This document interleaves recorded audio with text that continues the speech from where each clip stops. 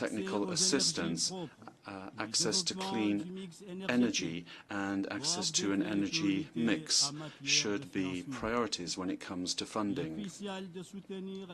It's crucial that we support business and improve access to funding for young people and for women, whilst at the same time promoting universal social protection in order to reduce the informal labour market and improve access for decent jobs for all. The Union of the Commodities would like to appeal to the North to honour their commitments taken to fund the SDGs in the countries of the South. Mr. President, international peace and security are very important for sustainable development, and so strengthening multilateral institutions is particularly important to resolve the existing conflicts and prevent new outbreaks of tension. The very objective of multilateralism, amongst other things, is to prevent war by building bridges between different views and interests. We must therefore do everything in our power to restore the authority of the United Nations and respect for its charter, international law and international humanitarian law.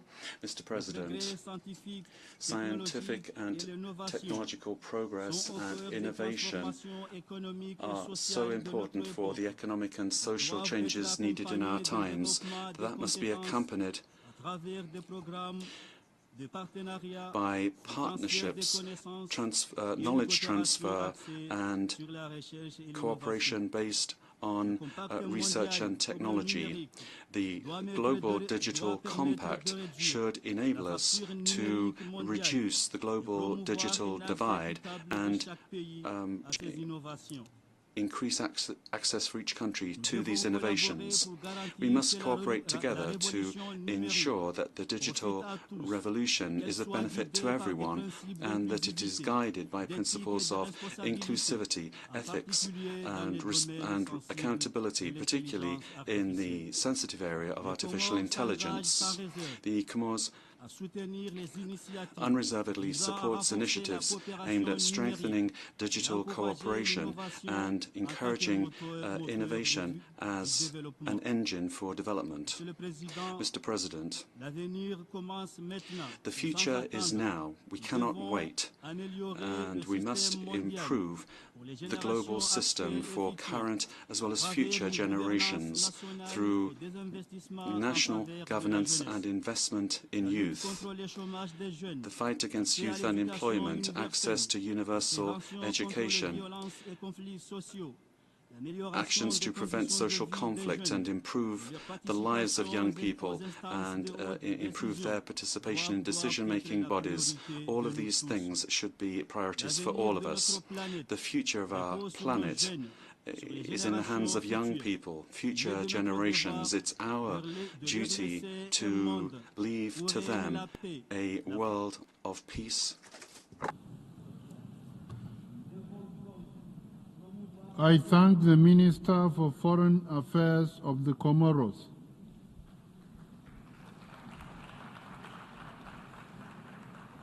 I give the floor to His Excellency Lejeune Belambela, Minister of Foreign Relations of Cameroon.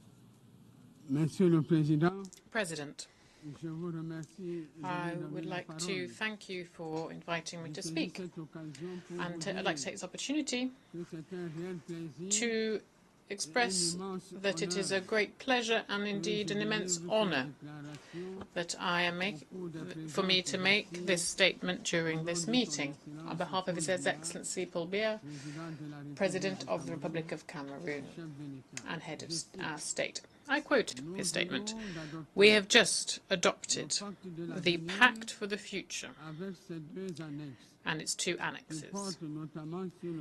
They cover digital aspects and future generations." I wish to congratulate all those involved in the negotiations who were able to overcome their differences and reach agreement on what was essential in order to reach consensus, the consensus which unites us and that we are currently celebrating. Indeed, it was a lengthy and laborious negotiation, but ultimately we made it. We have proven once again, that real political will and a high awareness of a common good means that we can achieve the goals that we set ourselves. The Pact for the Future that we've just adopted is a real gamble on peace, on sustainable development and human dignity for current and future generations.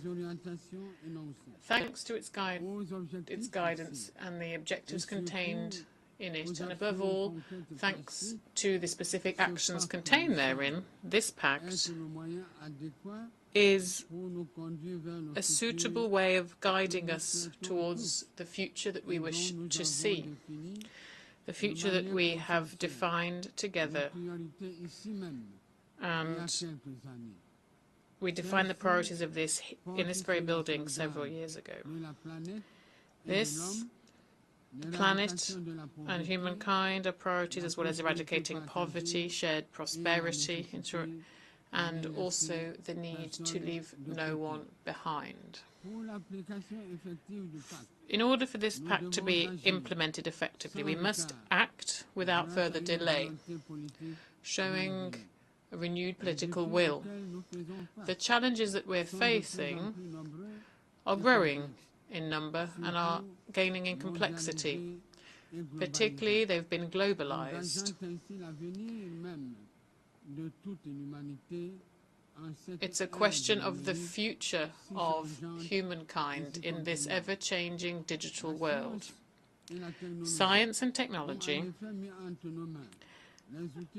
have indeed in good hands some of the best tools to achieve growth.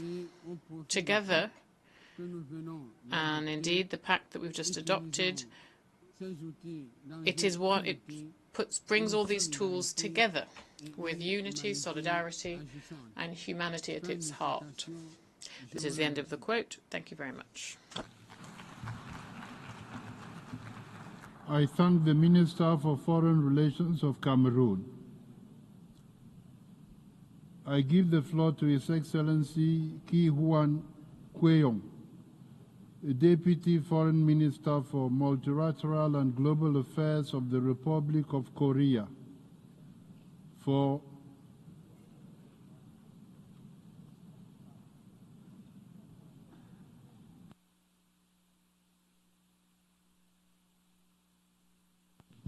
Mr. President, Excellencies, distinguished representatives, first of all, I would like to extend my gratitude to Germany and Namibia for their dedicated efforts, which have led to the adoption of the Pact for the Future.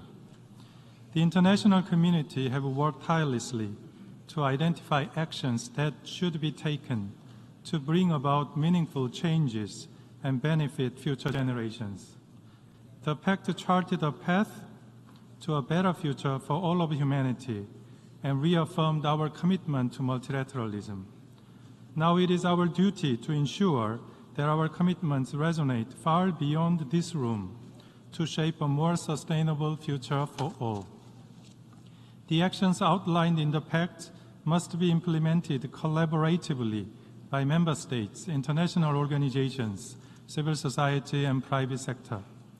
With this in mind, I will highlight key priority areas that Korea is focusing on to advance sustainable peace and prosperity. First of all, science, technology, and innovation must be harnessed in a way that promotes and protects human rights and serves peaceful purposes. Korea is committed to advancing human-centered AI technology to drive progress towards the UN SDGs.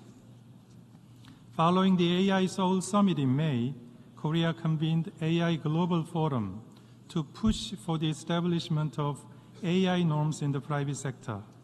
In early September, we also hosted the Responsible AI in the Military Domain Summit 2024, where we presented a comprehensive blueprint for military AI norms. Tackling new and emerging challenges is also crucial for building a more inclusive, open, and safe future. As a member of the Security Council, Korea prioritizes responses to cybersecurity and climate security. In June, Korea hosted an open debate on cybersecurity as president of the Security Council, which helped establish a solid foundation for planning an effective response to cyber threats. Korea also supports the role of the Peacebuilding Commission as a platform for sharing good practice among member states and fostering partnerships among diverse stakeholders. When serving as chair of the PBC in 2017, Korea drew on its development experiences and played a role in fostering strategic partnerships between the PBC and international organizations and financial institutions. This helped countries in transition mobilize both political and financial support. Korea will remain fully supportive of the PBC's efforts to make further progress in this regard. Securing development resources is a key to achieving sustainable development goals. Korea has consistently increased its ODA with an expansion of over 30% this year compared to last year. Notably, at the first Korea-Africa Summit held in Seoul this June, we pledged to continue to expand our ODA to Africa up to $10 billion by 2030. The efforts of government sector alone are never enough to mobilize resources. It is essential to forge close partnerships with various stakeholders, including the private sector, to benefit from their resources, expertise, and technology. In this context, Korea is advancing innovative cooperation projects with businesses, including small and medium-sized enterprises and startups. Korea will continue to actively participate in international efforts to accelerate progress towards the Sustainable Development Goals. I sincerely hope that this Summit of the Future marks a pivotal moment for change. It presents a great opportunity for every member state to be united their commitments to the Pact for the Future, and let us seize this opportunity. Thank you very much. I thank the Deputy Foreign Minister for Multilateral and Global Affairs of the Republic of Korea. I now give the floor to the distinguished representative of Israel.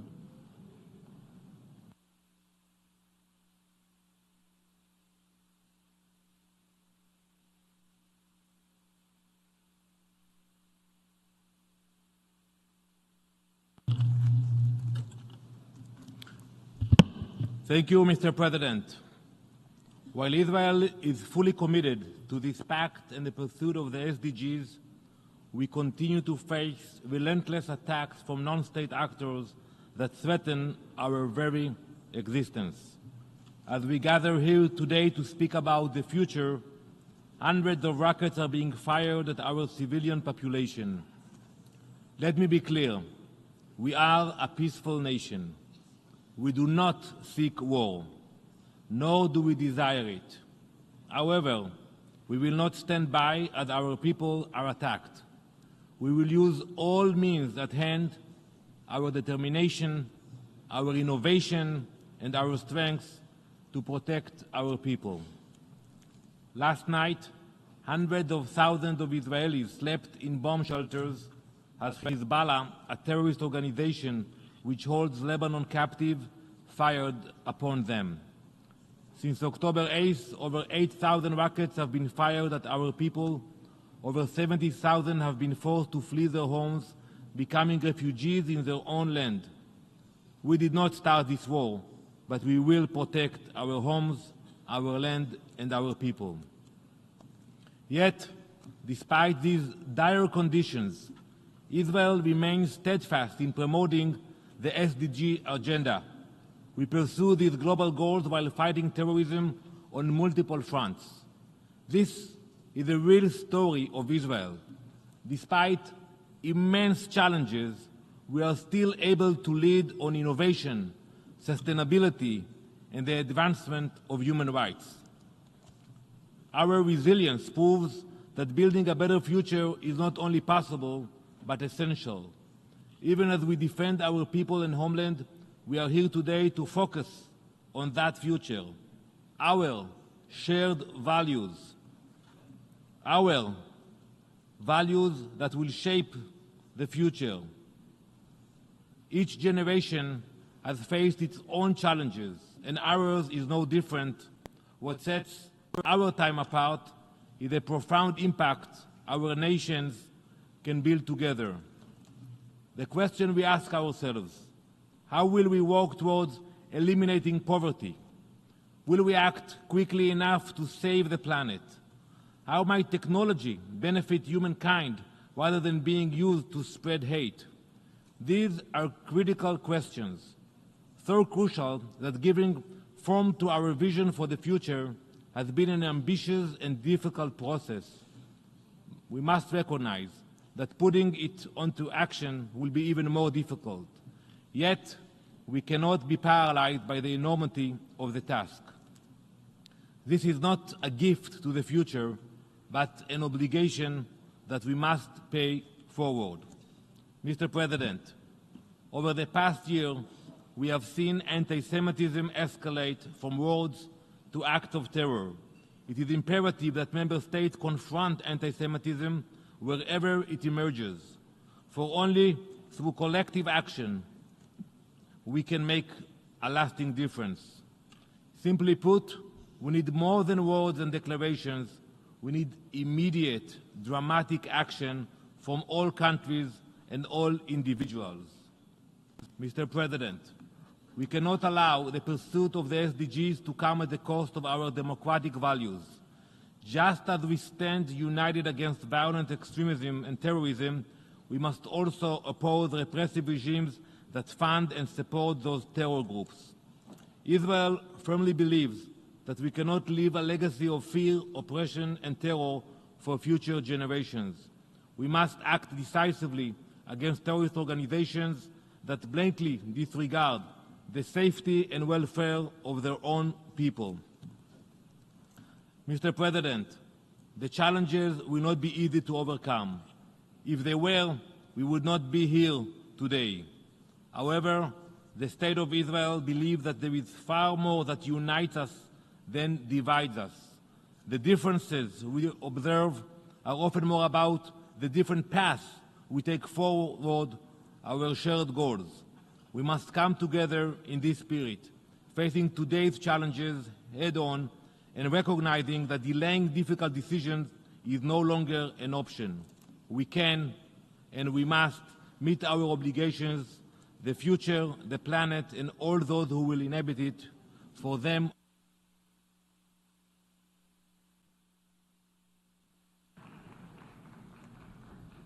I thank the distinguished representative of Israel. I now give the floor to the Central African Republic, to the distinguished representative of Central African Republic.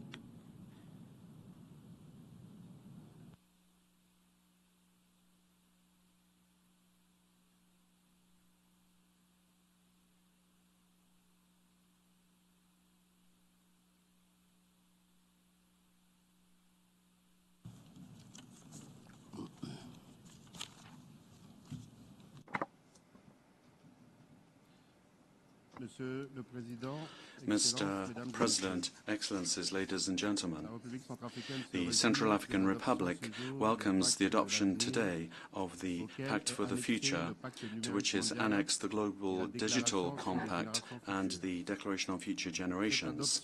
This adoption is a sign of a reaffirmed willingness in our common ability to find shared prosperity. This ambitious pact and transformative pact is an important step to re-establish, restore trust in our common humanity. This can be seen in a renewed commitment to leave no one aside and to protect our planet. I remain convinced that the implementation of specific actions within this pact and its annexes are necessary in order to speed up the achievement of the SDGs, to preserve rights, to improve global governance, and thus to preserve peace and stability.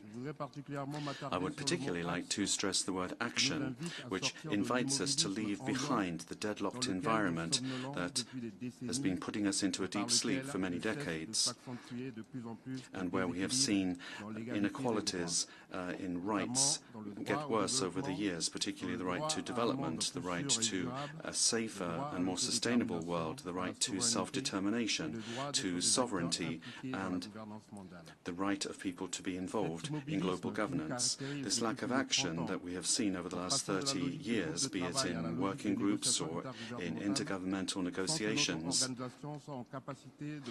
is what we have seen without our organization even being able to reform itself, particularly reform of the Security Council, which would be repairing historic injustice done to Africa. This Security Council, however, no longer reflects today's world, and where we see double standards, a lack of understanding and taking of sides, that now has become the rule, to the detriment of equality, coherence, objectivity and effectiveness, thus reducing the chances of peace for very many countries and peoples that are suffering. I hope that this pact will not be an umpteenth lost opportunity, and that together we really will be able to change the situation. To do this, we need awareness raising and an immense amount of political support, and a lot of work needs to be done in conflict prevention and funding for development and sharing of knowledge and innovation, so that the new social contract that we are agreeing today will be focused on multilateral solutions for a better future for everyone, particularly young people, girls and women. In Central African Republic, the implementation of the 2030 agenda is limited by internal challenges linked, amongst other things, to the security situation, our landlocked nature and lack of energy. To speed up the implementation of the SDGs, the government has defined and validated a national development program 2024-2028 of $12.8 billion, aiming to build a prosperous country that has quality human capital and resilient and sustainable infrastructures based on a more inclusive rule of law, based on the principles of good governance. The challenge for our country is to move from a situation of emergency to a situation of sustained development that can bring about structural change in the economy, where young people, women and the private sector will be given a priority. In recent years, the youth of the Central African Republic, about 70% of the population, has benefited from awareness-raising activities with regard to the importance of peace. This has been seen particularly in my country. Young people have decided that peace involves entrepreneurship. We need to rethink the global financial international architecture. Think again about aid. Help our most vulnerable populations and free up the necessary funding to support our development programs. And here we see the use of new technologies and innovation as being an important lever to increasingly leverage national resources. So this pact will be very important to maximize the use of technology and promote growth. Pooling our efforts together does not mean that we should disperse them. We need to follow the aspirations of our people to build their future and ensure that no one is left behind. Thank you. I thank the distinguished representative of the Central African Republic. I now give the floor to the distinguished representative of Austria.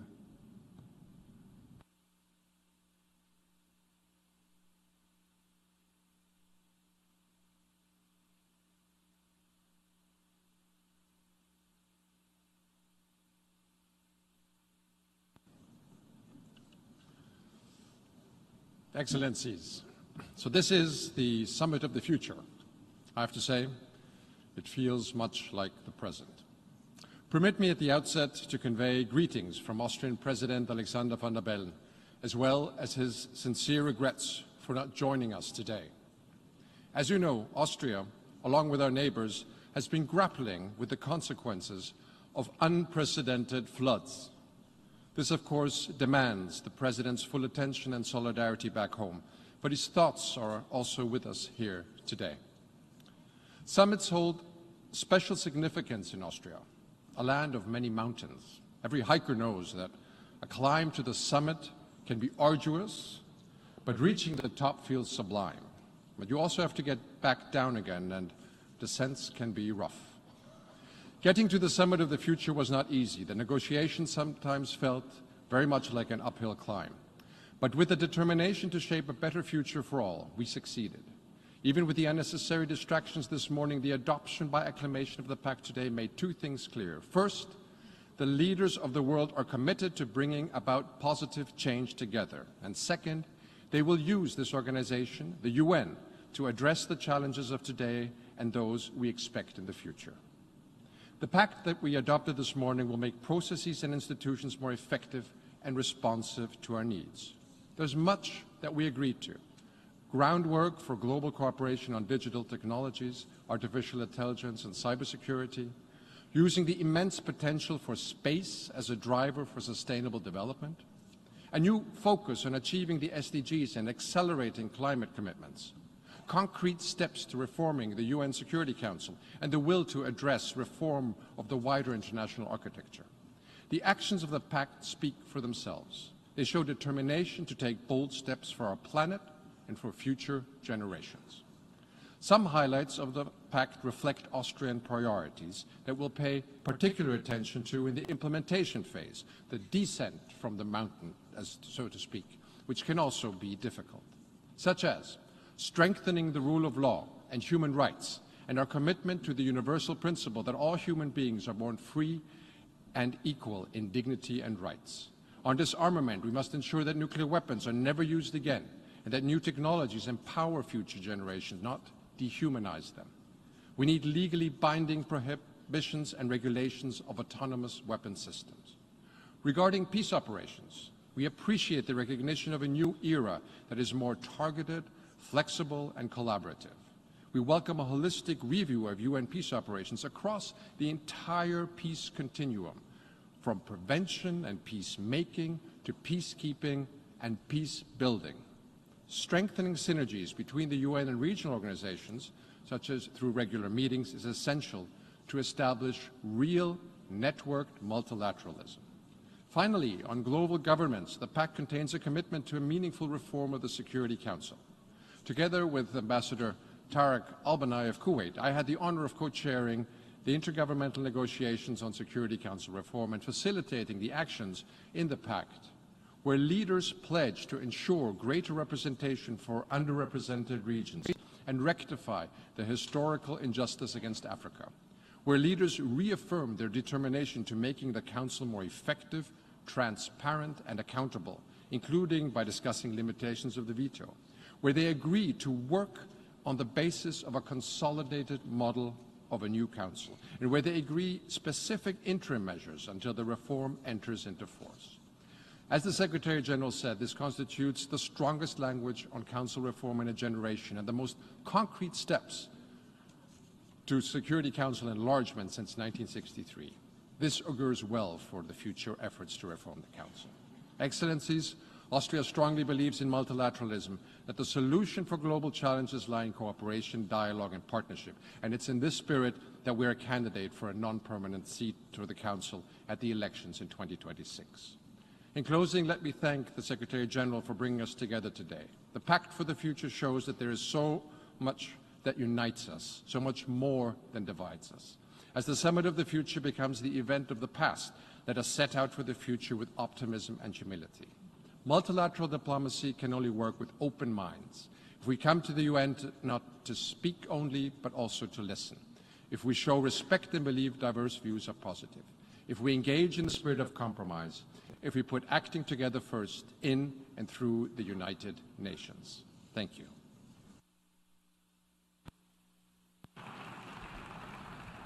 I thank the distinguished representative of Austria.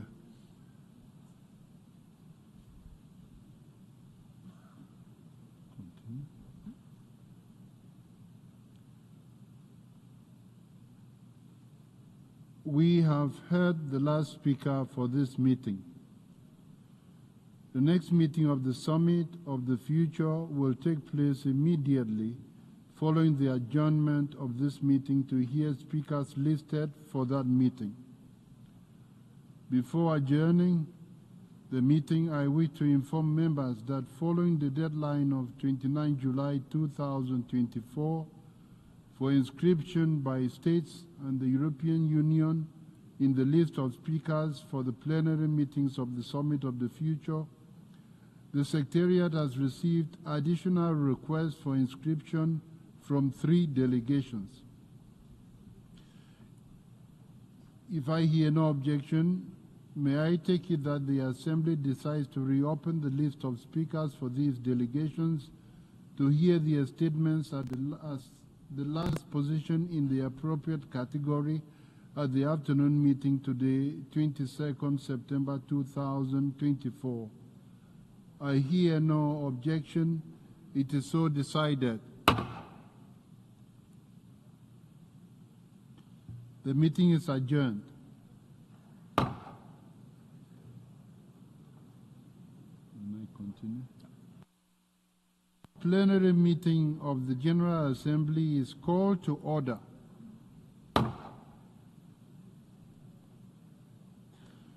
The General Assembly will continue the Summit of the Future under Agenda Item 123, entitled Strengthening of the United Nations System.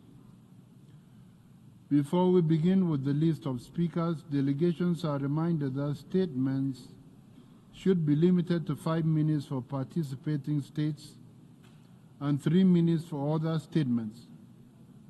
Pursuant to Rule 2072 of the Rules of Procedure, when a representative exceeds his or her allotted time, the President shall call the Speaker to order without delay, which will be done by means of automatic microphone cutoff. In accordance with Resolution 72/313, the All Protocol Observed principle is recommended, whereby participants are encouraged to refrain from the listing of standard protocol expressions during their statements. Within this time frame, I would like to appeal to speakers to deliver their statements at a reasonable pace so that interpretation into the other official United Nations languages may be provided properly.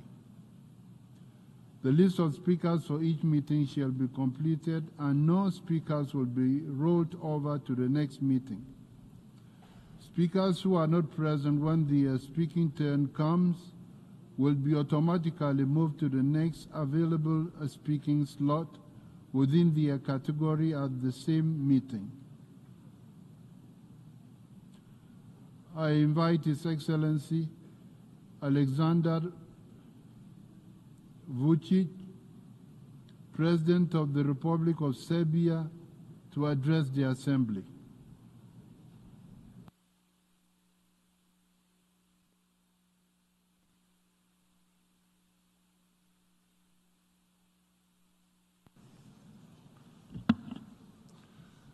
Esteemed participants of the summit, Excellencies, ladies and gentlemen, I'm very happy to be present on this important summit of the future.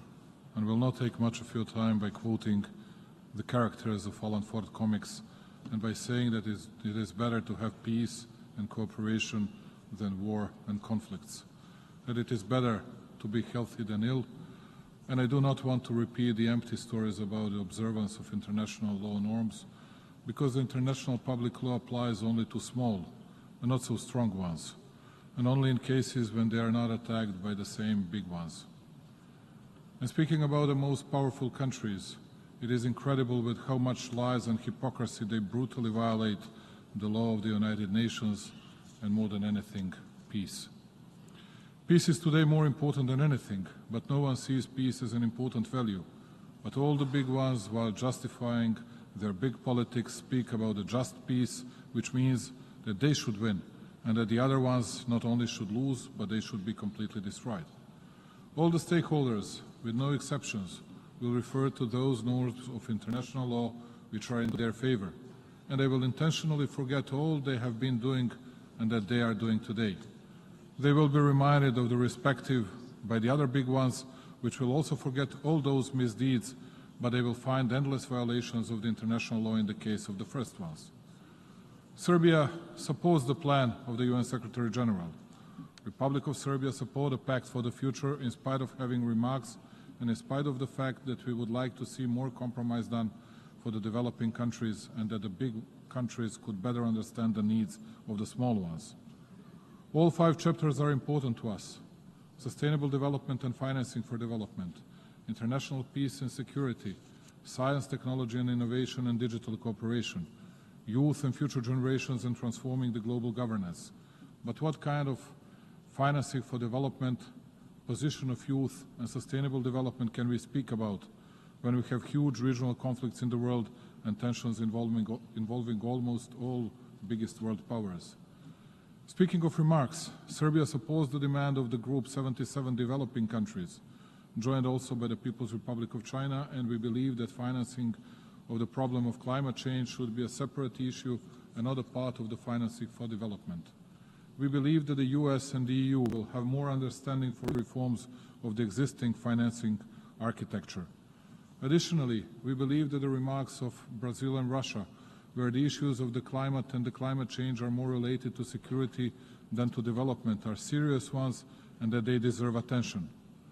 Additionally, Serbia believes that it is very important to find a balance between the Western point of view on the issue of the rule of law on one side and the demand of the numerous countries when it comes to the family and traditional values.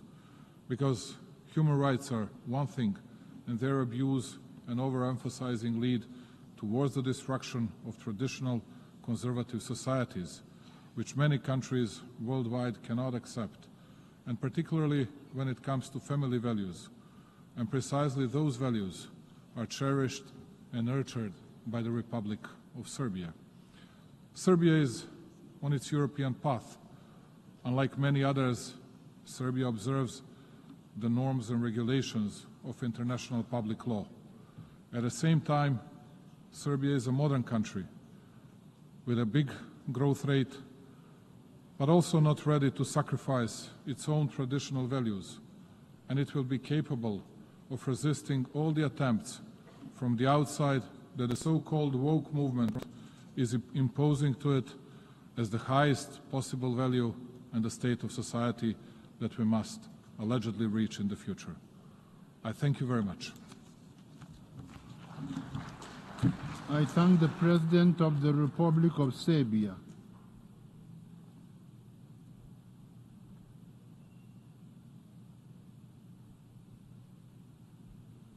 I invite His Excellency William Samoei Ruto, President of the Republic of Kenya and Commander-in-Chief of the Defense Forces, to address the Assembly.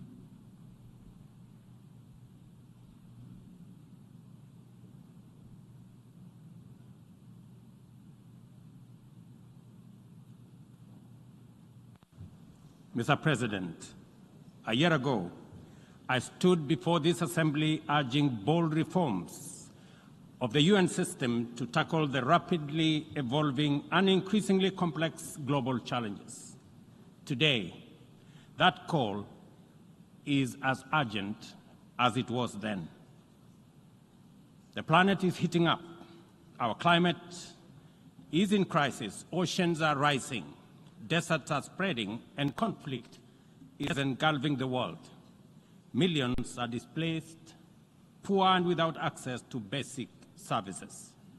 Unfortunately, our multilateral system has proven inadequate in addressing crises such as climate change, inequality, and debt. And it continues to falter in providing any, let alone timely solutions. Without immediate action, humanity will face an unprecedented global crisis. Today, we have no choice but to reject outdated systems and reimagine a framework of international cooperation that works for all 8 million of us in the planet. This means redesigning international financial system, strengthening partnership for common security, bridging the digital divide, and investing in human capacity, especially empowering women and youth. The window to achieve this is, however, fast closing. The Secretary General's 2024 SDG report paints a dire picture. Only 17% of SDG targets are on track, largely due to unmet financial commitments, and developing countries, particularly in Africa and the Global South, are facing severe funding shortages, and the gap is widening. At the 2023 UN SDG Summit, we highlighted the urgent need to overhaul the global financial system. As we approach the fourth Financing for Development Forum in 2025, imaginative solutions for debt relief and development financing are essential to close the SDG gap. We must address the historical injustice of Africa's lack of permanent representation on the UN Security Council as a matter of justice in the ongoing UN reforms. Additionally, region-led peace operations, sustainably funded by the UN-assessed contributions, are critical in addressing today's complex security challenges.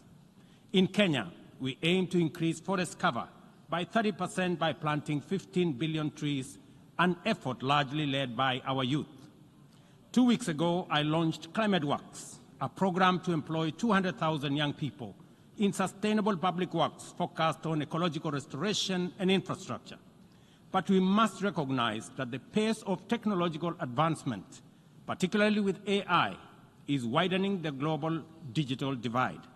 Africa holds critical resources for the tech revolution, yet receives disproportionately low benefits. A year ago, I stood here at this assembly to declare Kenya's commitment to contribute to an international security support mission to Haiti. Yesterday, I was in Port-au-Prince to witness the significant progress made by Kenya's Africa-led mission, even with the constraints of limited resources. What looked like mission impossible is now a present and real possibility for peace in Haiti. I hosted the inaugural Africa Climate Summit, whose seminal outcome, the Nairobi Declaration, formed the basis of a common African position in multilateral engagement at the COP and other fora. At the world's 21 IDA 21 Replacement Summit in Nairobi in April this year, the 17th AFDB replacement and IMF SDR rechanneling, we, together with African leaders, championed for significant enhancement of the concessional window of affordable financing available for developing countries to provide critical public services, undertake investment in economic transformation, and implement ambitious climate. On the basis of this progress, we have achieved under our current inadequate multilateral institutional framework. I am optimistic about what we can achieve under a radically reconfigured multilateral institutional framework. This is why reforms are an urgent necessity that we cannot delay. The Pact of the Future has been developed through intense negotiations, sustained discourse between members. I take this opportunity.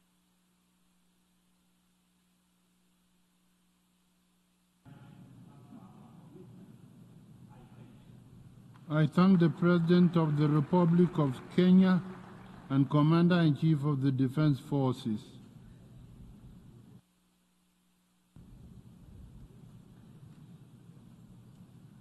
I invite His Excellency Gitanas Nausėda, President of the Republic of Lithuania, to address the Assembly.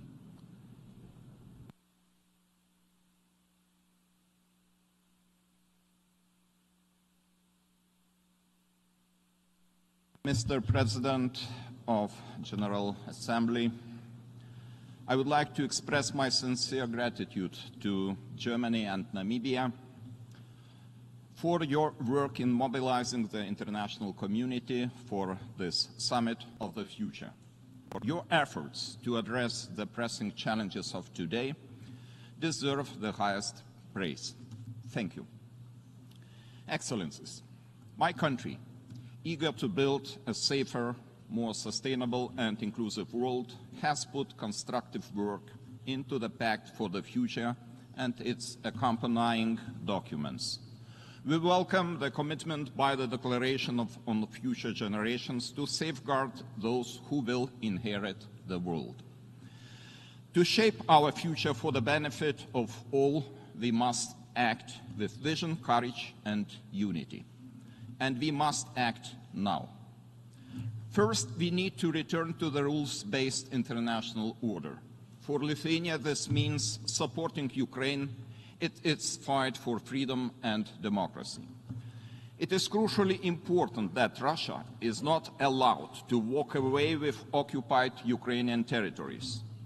Therefore, Lithuania calls on the international community to put more efforts into limiting Russia's ability to continue its colonial war. Russia must be forced to completely withdraw from the entire territory of Ukraine.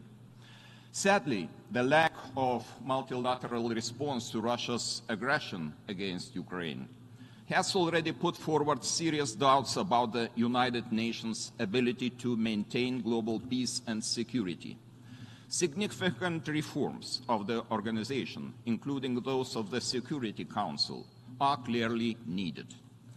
The United Nations must be empowered to stop and contain both present and future aggressors. This would contribute not only to global peace and security, but also to sustainable development and human rights.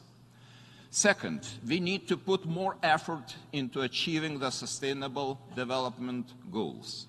Right now, one of the key obstacles to accomplishing the Sustainable Development Goals is the lack of financial resources. We need to create a global financial architecture that is more equitable, just, and responsive to crisis. Lithuania is also eager to address the climate crisis. To achieve the goals of the Paris Agreement, we need more investment into renewable energy and innovative technologies. Future prosperity will be driven by digital transformation. While Lithuania welcomes the shared vision for the digital world outlined in both the Pact for the Future and the Global Digital Compact, we also call for addressing challenges related to new and emerging technologies. I'm delighted that under Lithuania's presidency, the Council of Europe adopted the first ever framework convention on artificial intelligence and human rights, democracy and the rule of law. This Vilnius Convention establishes a global standard for protecting human rights from the risks posed by AI. My hope is that it will be set an example of addressing all kinds of global issues through concerted multilateral efforts. Today, I call on the participants of the summit to support the main guiding principles of the United Nations: peace, security, human rights, and sustainable development for all. The future we desire is within our reach. Let's seize this moment to build it together. Thank you. I thank the President of the Republic of Lithuania. I invite His Excellency Filipe Jacinto Nyusi, President of the Republic of Mozambique, to address the Assembly.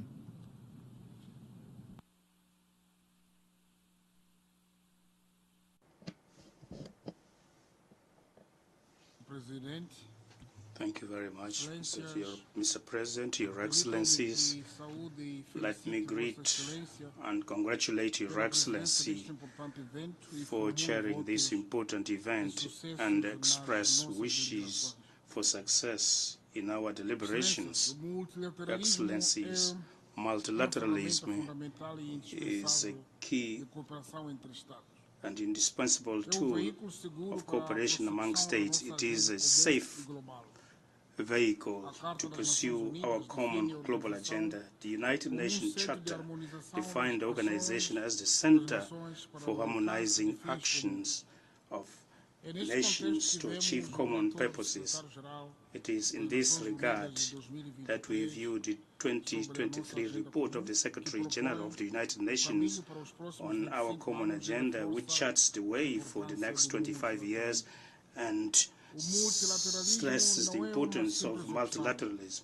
Multilateralism is not just a choice, but an imperative and an unequivocal requirement to address complex challenges, particularly within the framework of international peace and security, which are indivisible. The recent COVID-19 pandemic has demonstrated how important is international cooperation to address global crises, despite being in a constrained way. The coordinated multilateral response was key to combat and distribute resources that were unforeseen for the most vulnerable countries. The following are some of the complex challenges requiring bold multilateral cooperation: terrorism and violent extremism, endemic diseases and pandemics, climate change that induce natural disasters, among others. Another challenge requiring multilateral engagement is the implementation of the Agenda 2030 for sustainable development. However, for the response to global challenges to be more effective, it is necessary to conduct profound resources to the multilateral system, especially with respect to the representation of developing countries in strategic decision-making positions such as the Security Council. On the other hand, we reiterate our firm support to a new international financial architecture that is responsible to challenges of poverty and development of the world, collective decisions that can no longer remain delayed indefinitely. Your Excellency, I conclude by reaffirming the primacy of multilateralism as the best tool to address the complex and multiple challenges the humanity is faced with, and to this end, it is urgent to restore the confidence of our people to international institutions and to an inclusive international law. If we are serious about promoting global prosperity for humanity, Africa, with its youth and hard-working population, with its rich diversity and potential, it would be a total collapse to leave it behind and exclude it from the most important cycles of decision-making. Thank you very much. I thank the President of the Republic of Mozambique.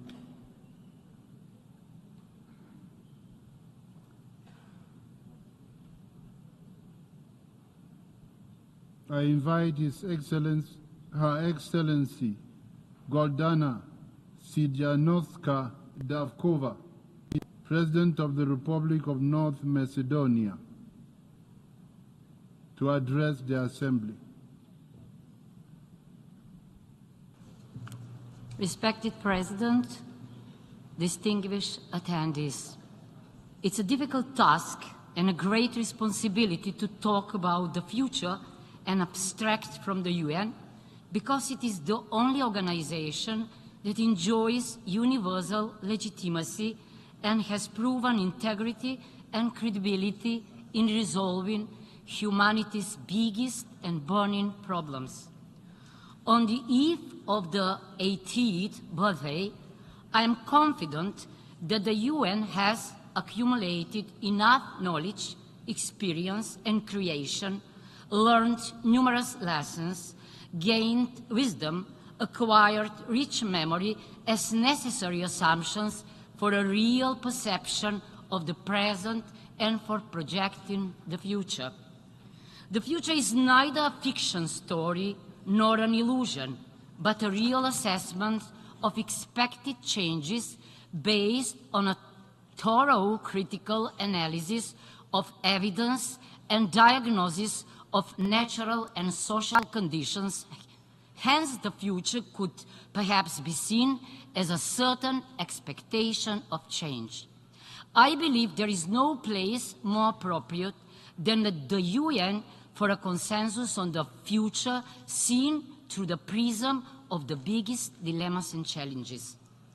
I believe it is a high time to face the ugly reality of wars, natural disasters, enormous pauperization, inequality and injustice, violation of international law, even of jus cogens, practicing the rule of man instead of the rule of law, sacrificing justice, ethics and morality for profit and power. Difficult problems ultimately impose ambitious goals, but also require decisive action. Brave undertakings are impossible without profound reform of the UN, strengthen multilateralism in decision-making, a developed checks and balances mechanisms in the relations between the Secretary General, the Security Council, and the General Assembly, greater inclusiveness and transparency of the decision-making process, as well as decisiveness and efficiency in dealing with the enormous threats to peace, sustainable development, and human rights. Sincerely, I think that decorative of the UN with or flying without moving are not enough. But what we need is substance, structural, functional, meritocratic, democratic changes. The role of the General Assembly should be strengthened as a representative body of the United Nations. The International Court of Justice must be given a stronger role, and its judgments must become binding for everyone. More intensive cooperation and partnership with civil society must be established. Transparency of the work of all authorities and bodies must be increased. I am not of the opinion that enlarging the Security Council with a few new permanent members with exclusive veto rights by itself would mean a greater guarantee for peace and security, although it is clear to me that the relationship of powers on the global stage today is not the same with the one from 1945. As a representative of a small country, I believe that the participation of the smaller countries in General Assembly should be increased in the body to protect themselves from the real danger from the bigger countries. Of course, the UN Charter remains a fundamental act, a constitution of the nations, but also a social international contract. An end should be put to the disrespect, bypassing, and selective application of the Charter, as in the Macedonian case. As the first Macedonian female president, I fiercely advocate for more women at the highest positions, and I am personally fulfilling these commitments. I believe that the Pact for the Future, the Global Digital Compact, and the Declaration on Future Generations are a solid and inspiring framework for tracing and building a future in which peace, prosperity, and justice will not be wishful thinking.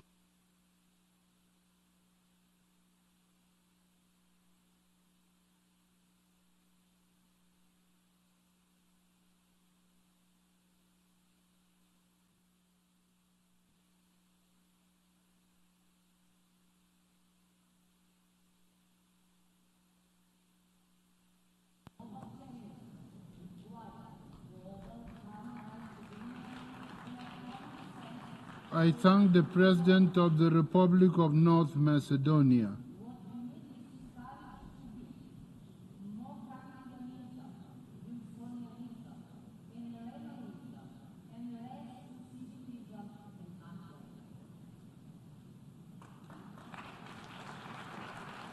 I invite His Excellency Carlos Manuel Villanova, President of the Democratic Republic of Sao Tome and Principe, to address the Assembly.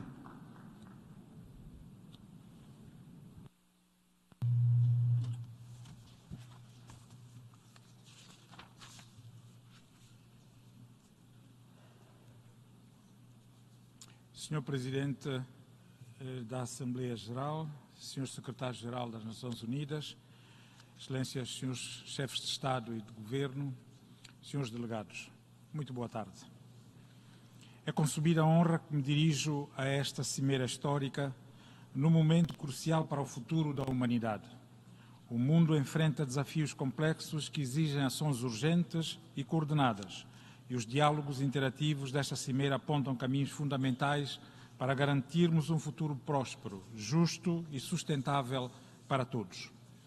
No âmbito da transformação da governança global e da aceleração da implementação da Agenda 2030 para o desenvolvimento sustentável, São Tomé e Príncipe reafirma o seu compromisso com os Objetivos do Desenvolvimento Sustentável. Acreditamos que a governança global precisa de ser inclusiva e representativa, garantindo que países pequenos e vulneráveis, como o nosso, possam ter voz ativa nas decisões que afetam o destino comum.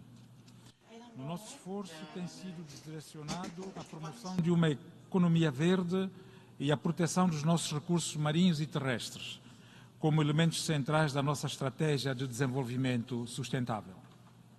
Excelências, sobre o fortalecimento do multilateralismo para a paz e segurança internacional, São Tomé e Príncipe destaca a importância de mecanismos multilaterais robustos para a resolução de conflitos e a prevenção de crises. O mundo enfrenta crescentes ameaças à paz e estabilidade, e somente por meio de uma diplomacia multilateral eficaz poderemos garantir a segurança de todas as nações, independentemente do seu tamanho, do poder econômico ou da sua capacidade militar. Como membro da comunidade internacional, reafirmamos o nosso compromisso com a paz e a cooperação. Relativamente à criação de um futuro digital comum, nos desafia a encarar a revolução digital de forma inclusiva. O fosso digital continua a ampliar as desigualdades, especialmente em países em desenvolvimento. São Tomé e Príncipe vê no fortalecimento da inovação digital uma oportunidade para capacitar os seus jovens e promover o crescimento econômico. No entanto, isso só será possível através de parcerias internacionais que garantam o acesso inclusivo às tecnologias e às oportunidades digitais, para que nenhum cidadão seja deixado para trás. Por fim, no que se refere ao fortalecimento do sistema global para as gerações atuais e futuras, lembramos que as decisões que tomamos hoje moldarão o mundo que deixaremos para as próximas gerações. Em São Tomé e Príncipe, a prevenção do nosso ambiente é uma prioridade. A Ilha do Príncipe, reconhecida como Reserva Mundial da Biosfera pela Unesco, e as vastas áreas de reservas especiais da Ilha de São Tomé, são testemunhos do nosso compromisso com a conservação da biodiversidade. Nesse contexto, tenho a satisfação de anunciar a criação do Conservation Trust Fund de São Tomé e Príncipe. Este fundo tem como objetivo reposicionar a natureza como um ativo econômico estratégico, capaz de impulsionar o nosso desenvolvimento sustentável. Como pequeno Estado insular em desenvolvimento, enfrentamos desafios relacionados ao acesso a fontes previsíveis de financiamento e à diversificação da nossa economia. O CTF será financiado por compromissos de investidores e filantropia, além de ter como objetivo facilitar trocas de divisa por adaptação climática.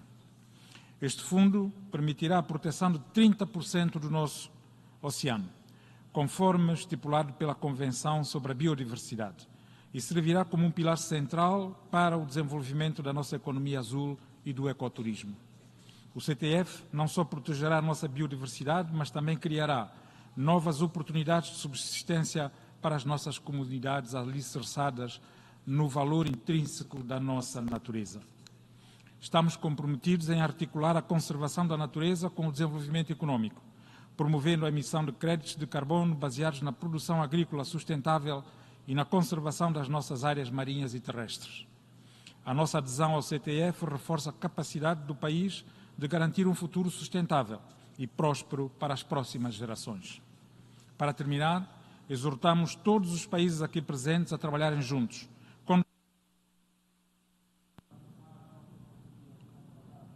I thank the President of the Democratic Republic of Sao Tome and Principe.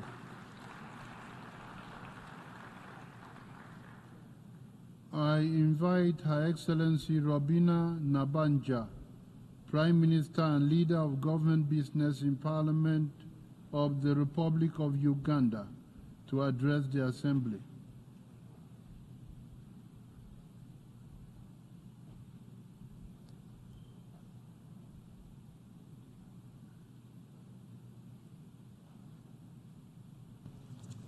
Your Excellencies, ladies and gentlemen, I bring you greetings from General Yoweri Kaguta Museveni, the President of the Republic of Uganda. I have the honor to deliver this statement on behalf of the Group of 77 and China. Today, we live in a global scenario that has changed dramatically since the adoption of the 2030 Agenda for Sustainable Development and Progress. At the halfway point of the agenda is slow or fragile. The gap between developed and developing countries continues to widen, and major challenges generated by the current unfair international economic order for developing countries have reached their most acute expression in the current times. We are gathered here in the Summit of the Future to recommit our international cooperation in Pact for the Future that has been the result of long, complex, but constructive negotiations at different levels over the past 1 year. Our hope and conviction is that this pact should not become another futile exercise, but must garner political will and commitment across all levels of global leadership to pragmatically address current issues and lay a foundation for solutions for our future global progress and challenges. Therefore, the future we want should be free from any oppression and free from global inequalities and divides in levels of development, financing, technology, and innovation. It must deliberately offer opportunities, capacity to the majority of global South to catch up. Therefore, the global community should commit to the practical implementations of all the agreed actions in the Pact for the Future. The impacts of climate change, biodiversity loss, environmental degradation, and desertification unfairly burden developing countries and pose additional challenges to their pursuit of sustainable development and poverty eradication.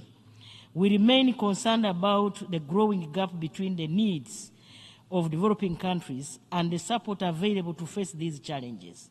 In regard to that, we regret that the Pact falls short in recognizing the actions needed to close this gap, including developed countries, to fulfill their obligations to provide the means of implementation, including capacity building, technology transfer, and adequate, sufficient, predictable, quality, and additional financial resources for supporting developing countries to implement their nationally determined contributions, adapt to the growing impacts of climate change, and respond to the associated losses and damages.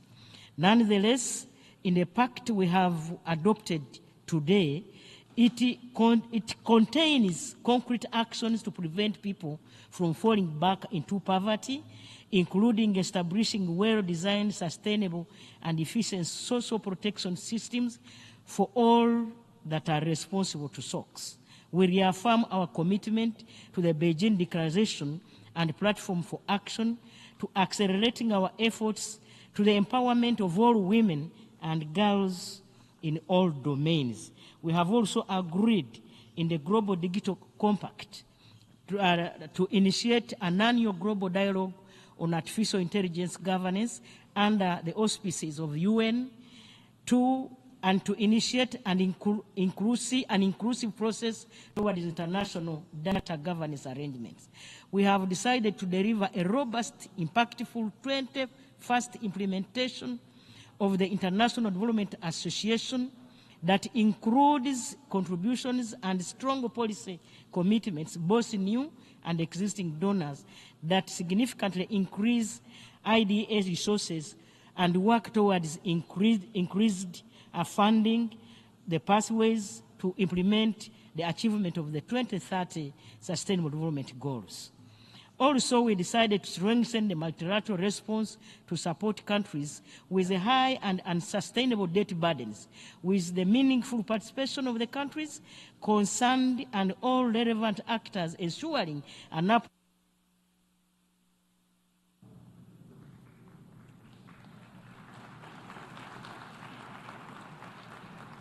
I thank the Prime Minister and Leader of Government Business in Parliament of the Republic of Uganda. I invite Her Excellency Fiame Naomi Matafa, Prime Minister and Minister for Foreign Affairs and Trade of the Independent State of Samoa.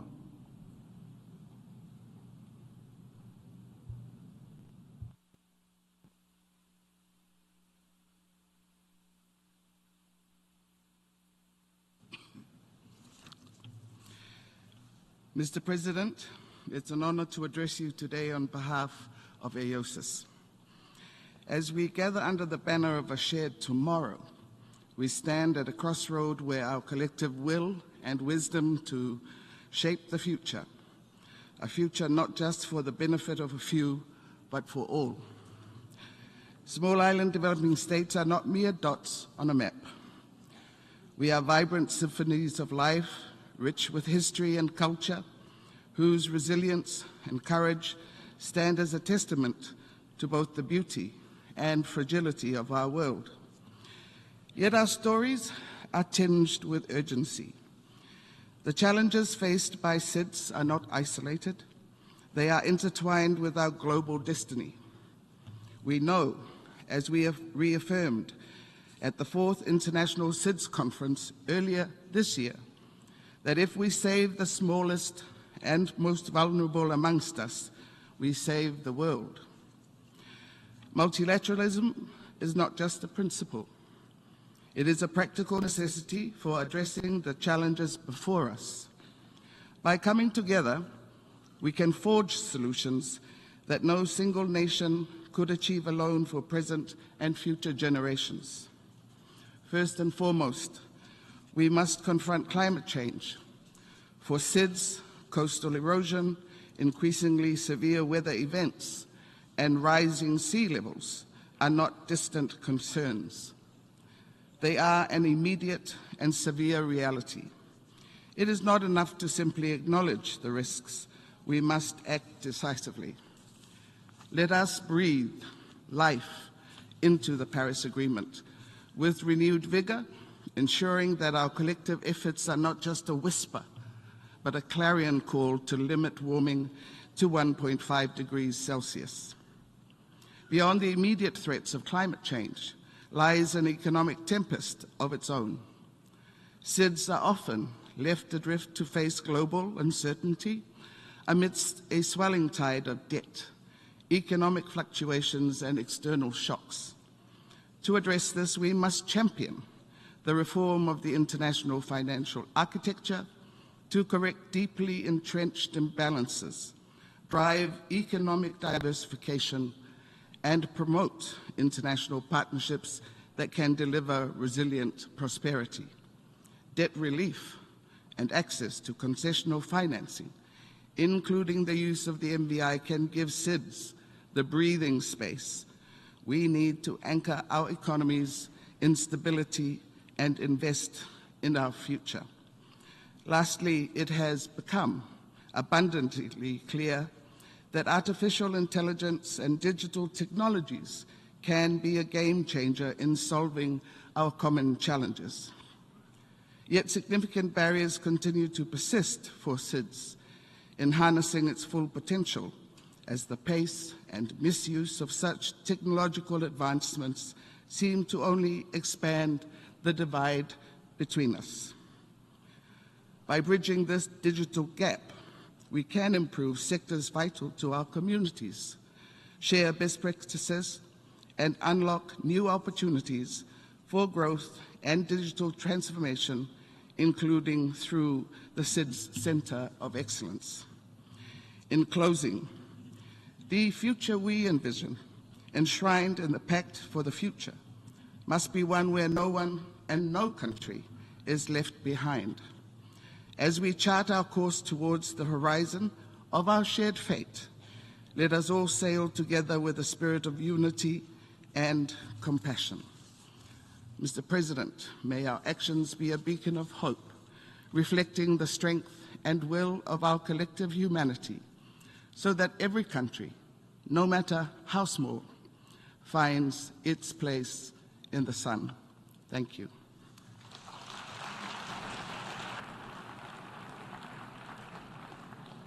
I thank the Prime Minister and Minister of Foreign Affairs and Trade of the independent state of Samoa. I invite His Excellency Justin Trudeau, Prime Minister of Canada, to address the Assembly.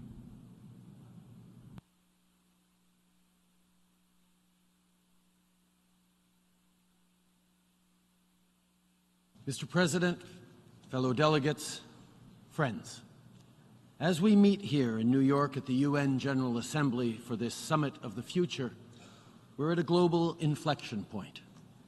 Faced with escalating instability undermining the very foundations of the international order, beset by the increasingly dire costs of climate change, contending with rising inequality that is leaving the most vulnerable behind, plagued by the erosion of women's rights, LGBT+ rights, and indigenous rights, and grappling with dire humanitarian crises perpetuating record levels of displacement, we have a choice.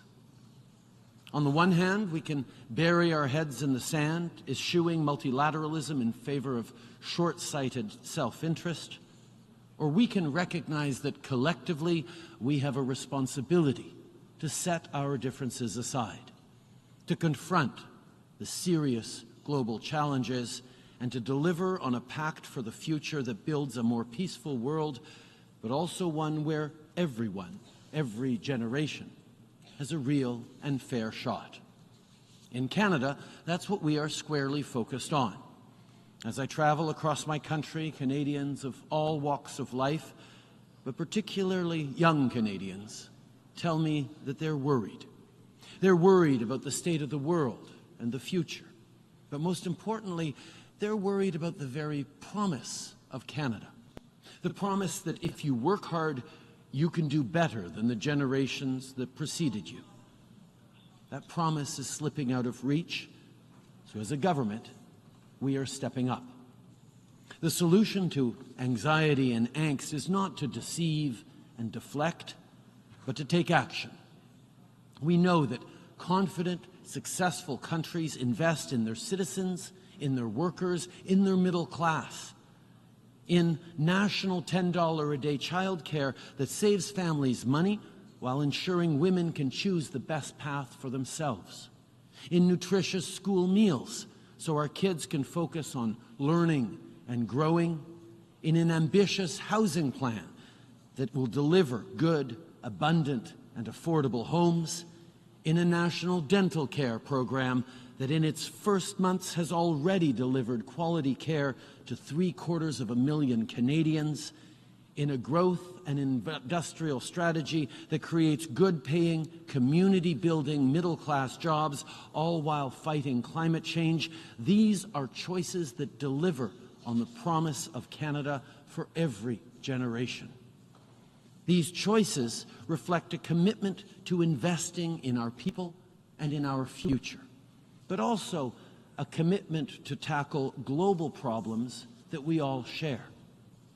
Les changements climatiques, Climate change and inflation don't stop at borders. Inequality is a problem for the entire world, for people from all walks of life. If we really want to serve our own citizens, we must together tackle the great global challenges. We should work within institutions such as the United Nations and renew our commitment to the Sustainable Development Agenda for 2030. We need to protect and support the rule of law and democratic values. We should spearhead efforts to reform the international financial institutions. We must put women's and girls' rights at the very heart of our efforts, much like we have done with our feminist international assistance policy. We must recognise also that rich countries such as Canada have a duty to fight climate change, which is what we're doing through our commitment of $5 billion towards global climate financing efforts. And we are the first big oil and gas producing country to establish an emission ceiling in this sector. My fellow delegates, nearly 80 years ago, in the aftermath of the most destructive war in our collective history, we formed these United Nations. And we did so with the aspiration to build something better for today's generations, yes, but also for many generations to come. All of us gathered here have an opportunity to hold true to that mission, to fulfill the promise of our Pact for the Future to deliver fairness for every generation. Merci.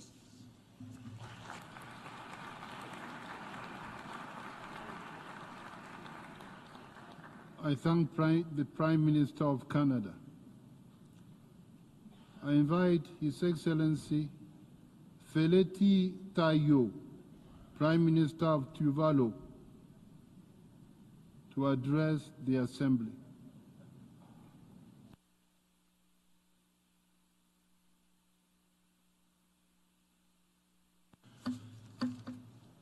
Mr. President, Excellencies, it is with absolute and immense honor that I, as the head of government for the government of Tuvalu, offer my perspectives on the objectives and pursuits of the Summit of the Future. The summit presents a timely opportunity for the global community to recast and to reform the global architecture on multilateralism and international cooperation. The exercise is essential to assure their relevance and effectiveness in addressing the challenges of today and for those of years to come. Tuvalu expresses its solid support for the Pact for the Future, together with the Declaration on Future Generations and the Global Digital Compact. The Pact represents a well-crafted and delicately negotiated set of commitments and recommitments by the global communities.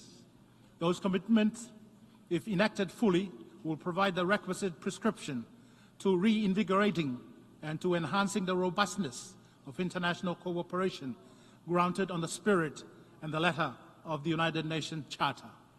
Excellencies, the global community, in adopting the 2030 Agenda and the SDGs, acknowledge the reality that sustainable development, the preservation of the environment, the maintenance of peace and stability are all interconnected and intertwined. It is therefore imperative to understand that achieving one goal is dependent on achieving all others. The SDGs, which include the eradication of poverty, ensuring quality education and health, and combating climate change, to name some, are the blueprint for a better and more sustainable and secure future.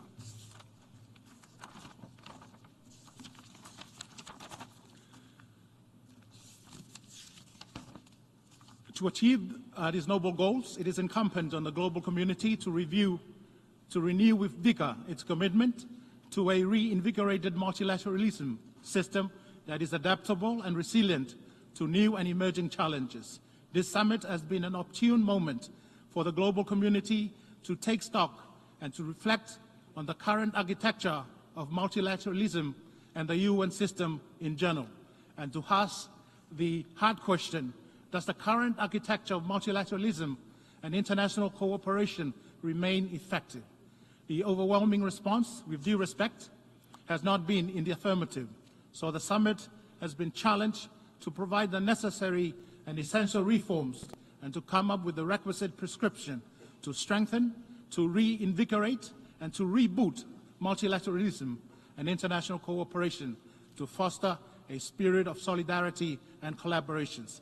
Excellencies, the world we live in today is a world that is characterized by the multiple crises that we must endure. Crises that are, unfortunately, of our own making, be it environmental and climate change, armed conflict, financial crisis, and gross social inequities. Tuvalu is a small Pacific atoll island nation, and is also a large ocean state. As such, Tuvalu has a strong affinity with the ocean and the environment. Tuvalu is of the firm belief that we are only temporary stewards and caretakers of the ocean and the environment on behalf of future generations. The summit must therefore recognize the importance of intergenerational responsibility as we approach multiple tipping points. Our decision today will have profound implications for future generations, and we must act with the utmost respect and care for future generations. For Tuvalu, climate change-induced sea level rise is the greatest and the most devastating manifestation of climate change. The ocean that used to define us as a people and as a community and as a nation will soon engulf us if sea level rise is not halted or the resilience of our land territory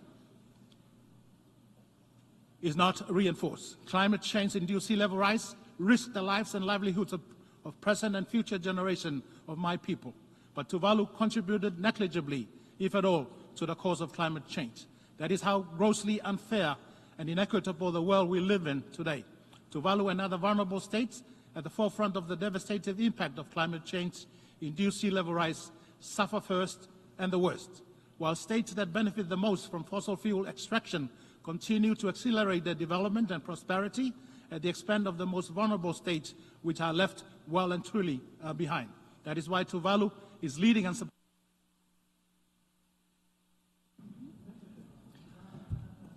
I thank the Prime Minister of Tuvalu.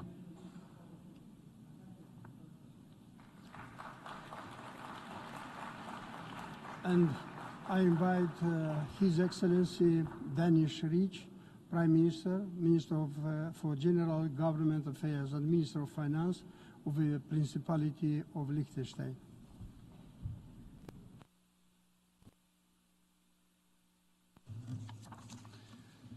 Mr. President, Excellencies, when Liechtenstein applied for membership under the United Nations in 1990, safeguarding our sovereignty was a key incentive. We have certainly greatly benefited from over 3 decades of membership. At the same time, there is also a sense of frustration, occasionally also disappointment among the people of Liechtenstein.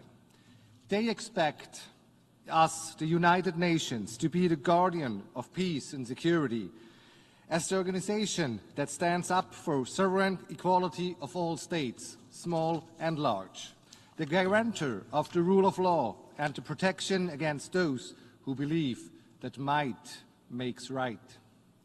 Too often, these expectations have been thwarted. We do not agree with those who are resigned to the dictates of realpolitik.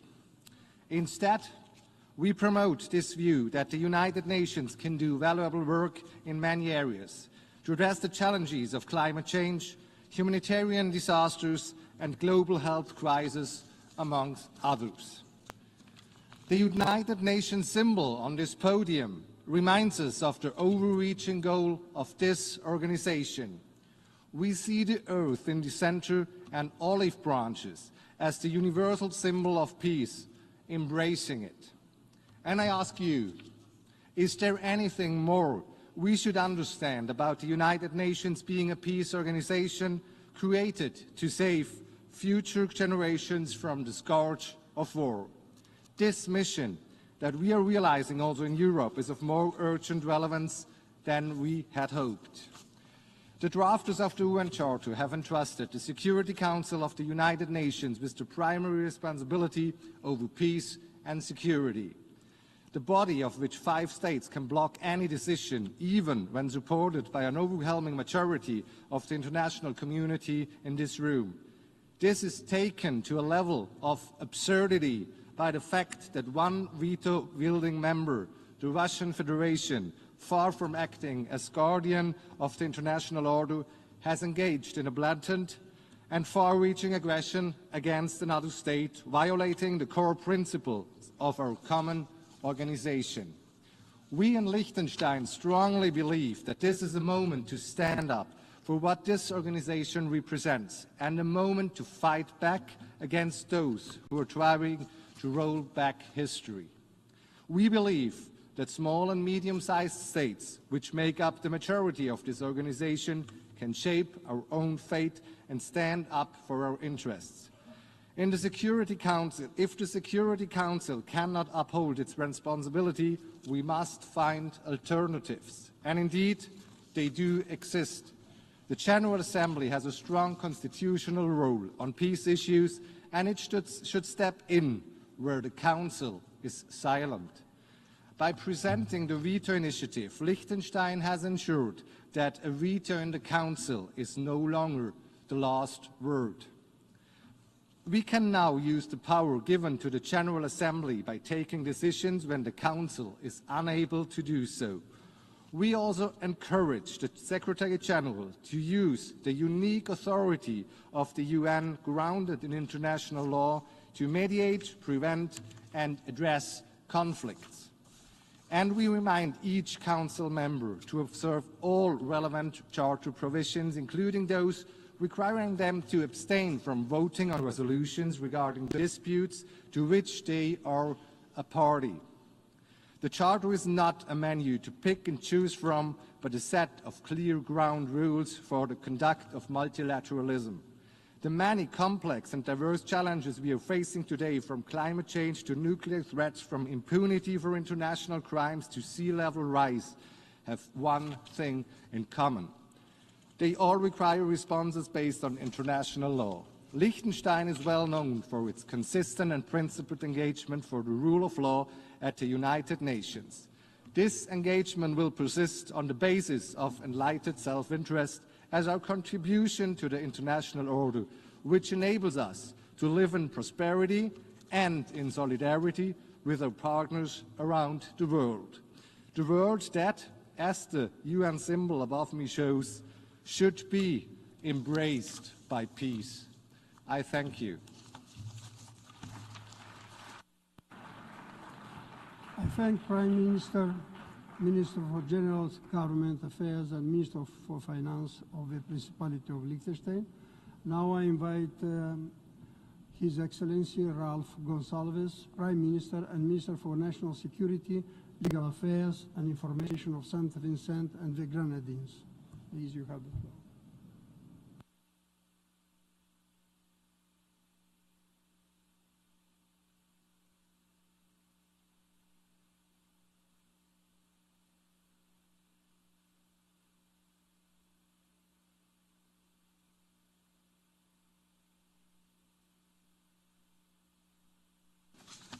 Mr. President, Your Excellencies, today we are presented with a historic opportunity. The Summit of the Future has been billed as the chance for us to reinvigorate our multilateral system, particularly following the 2023 SDG Summit. This system has been ailing for far longer than many of us would wish to acknowledge. But it appears that we are now poised, finally, to make what one may call some surgical incisions, and hopefully can lead to healing at a more fundamental level. For the better part of a decade, we have been limping towards the goal of the 2030 agenda. Notwithstanding the difficulties faced along the way, we ought to commend the tireless efforts to achieve a pact for the future, which aims to realign us to the achievement of the SDGs and make the United Nations fit for purpose. The discussions which have taken place over the last 3 or so years have undoubtedly forced into the spotlight the deficit of trust and the geopolitical tensions that have challenged us in securing a more inclusive, cohesive, and effective multilateral system.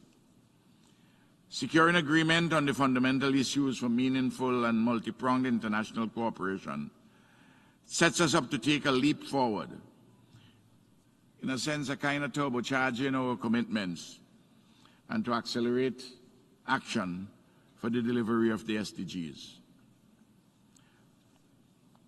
We know, and we have heard a litany of all the vulnerabilities of small island developing states and all the historic issues which give rise to legacies of underdevelopment. I don't want to repeat those. What we have to do in the first order of business is to reform comprehensively an outdated international financial architecture that has been ill-suited to respond to our vulnerabilities and special circumstances. We have this very important issue which is yet to be addressed properly, is the millstone of crushing debt with which we struggle as we seek to avoid sinking into a quicksand of exogenous shocks, including and very especially climate change. So a multilaterally led overhaul of the debt architecture is an imperative. And the truth be told, the developed countries have been making a lot of promises to us and breaking them cynically. My own country, St. Vincent and the Grenadines, we have been recovering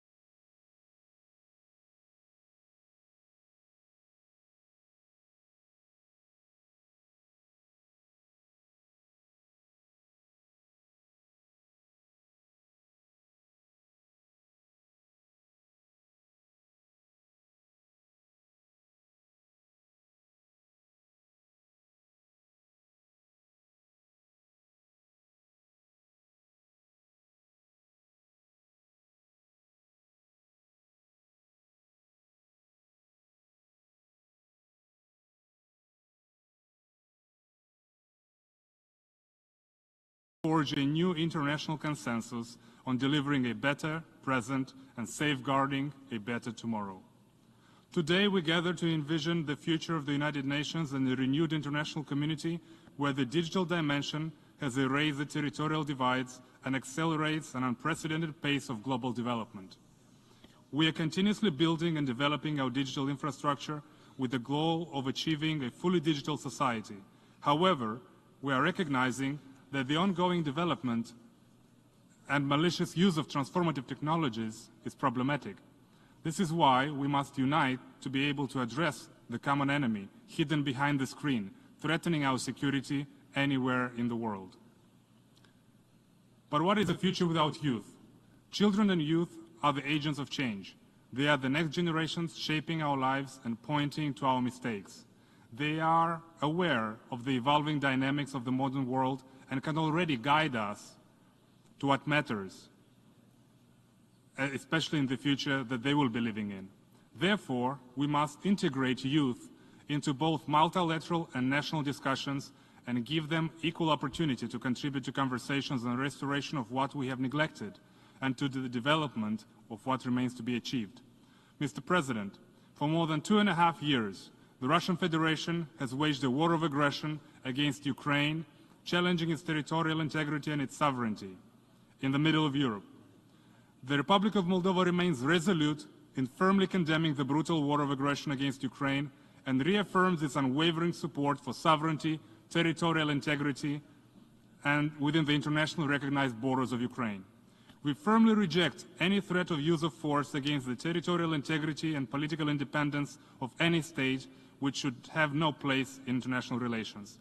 The aggressive policy of the Russian Federation and its regional implications generate significant negative effects for the Republic of Moldova, making it a target of hybrid threats such as cyber attacks, disinformation campaigns, complemented by efforts to disrupt public order and meddle in electoral policies.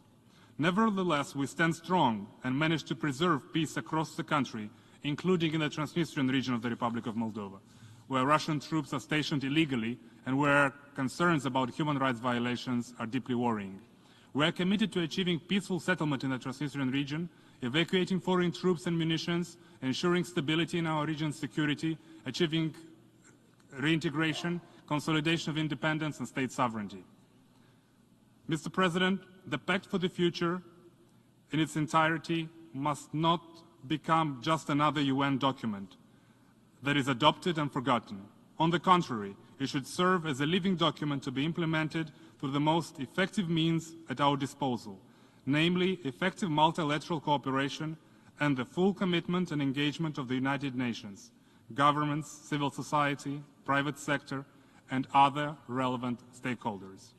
Together, we must overcome existing challenges and advance multilateral solutions to protect global commons, promote shared public goods, and deliver tangible benefits to all the citizens worldwide. Thank you. I thank Deputy Prime Minister and Minister of Foreign Affairs of the Republic of Moldova, and now I invite His Highness Solimah Komashit, Deputy Prime Minister and Minister of Foreign Affairs of the Lao People's Democratic Republic.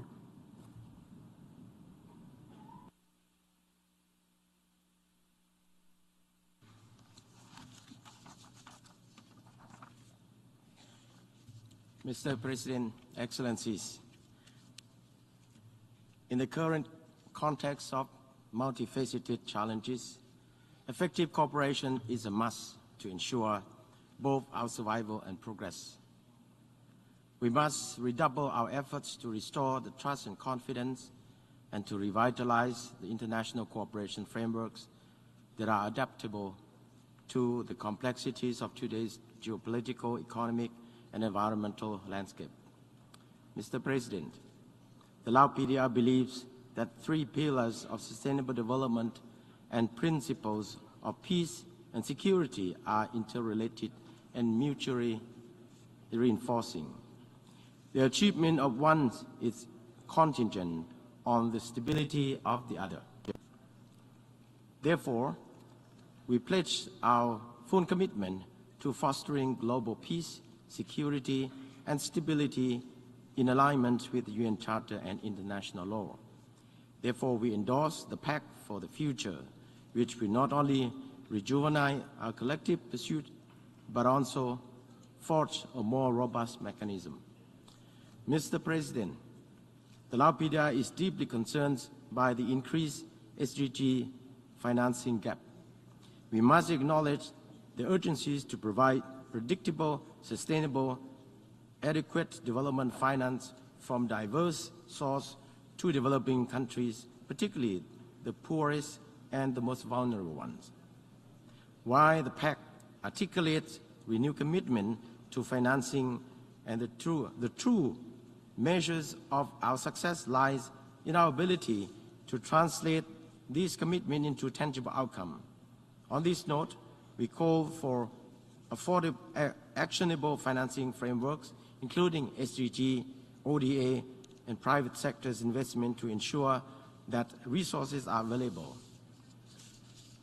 My delegation welcomes the adoption of the Global Digital Compact as a vital component of this ambitious pact for future to harness the opportunity and mitigate the risk of using digital technology. In addition, we support the bridging of STI divide and responsible use of STI as drivers for sustainable development and build necessary capacity for sustainable transformation. The youth and future generations play a crucial role in future prosperity. The Lao PDR strongly encourage the meaningful engagement of young people and create conducive environment that empower them to realize their full potential. Thus, we will continue to safeguard the interests of young people and future generations through commitments and means of implementation outlined in the declarations on future generation. At the global level, the Lao PDR supports UN reform, especially UN Security Council, in order to enhance its effectiveness, representation, accountability, and trust. Likewise, we envision that a revitalized UN General Assembly should have a crucial role in safeguarding peace and security.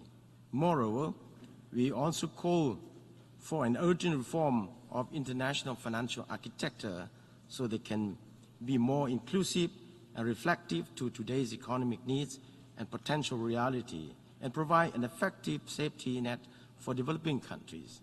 We believe that this can be achieved only through greater participation of developing countries in economic and development decision-making process. Mr. President, as leaders, the decisions we take today will have a lasting impact on future generations. The more equitably we distribute resources and opportunity now, the more we pave the way for better outcome for the next generations.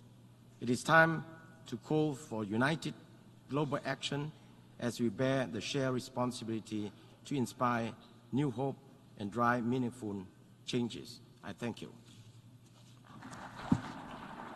I thank the Deputy Prime Minister and Minister of Foreign Affairs of the Lao People's Democratic Republic. And now I give the floor to His Excellency William Nyambo Mzia Nyomba Mzivia, Deputy Prime Minister, Minister of Planning and Development Aid Coordination and the Democratic Republic of the Congo.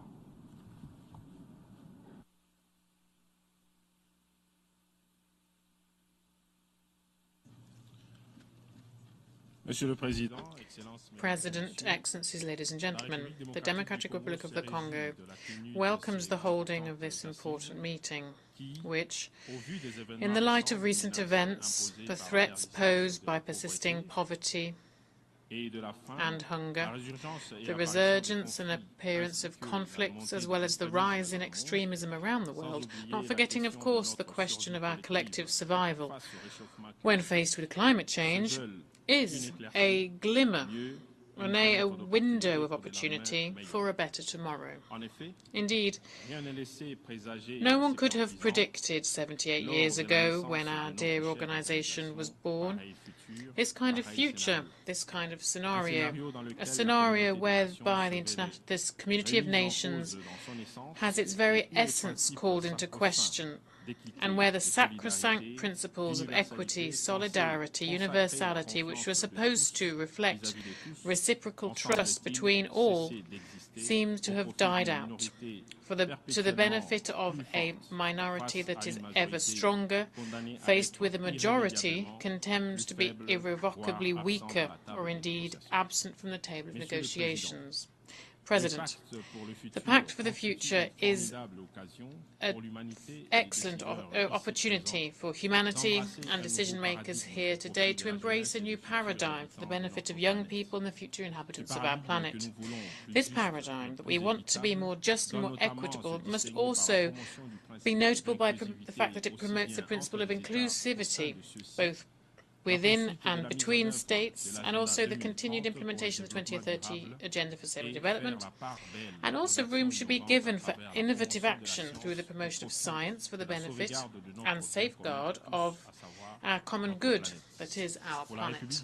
For the Democratic Republic of the Congo, the future contains more investment in human capital, particularly through mass investment in basic education, healthcare, continuing implementation of policies that seek to support women's and young girls' empowerment, as well as the inclusion of vulnerable people, at the same time as investment in research and technological innovation.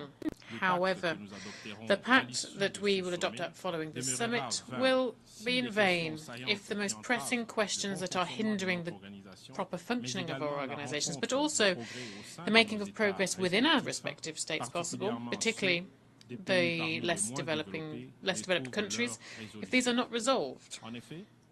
Indeed, no future can be envisaged unless this entire continent, indeed in this case Africa, does not find its rightful place once again within our organisation, through 2 permanent seats being granted to it within the Security Council. In the same vein, no bright future can be envisaged unless there is real solidarity in the financing for the SDGs, that takes into account the crucial role that artificial intelligence could play in their implementation.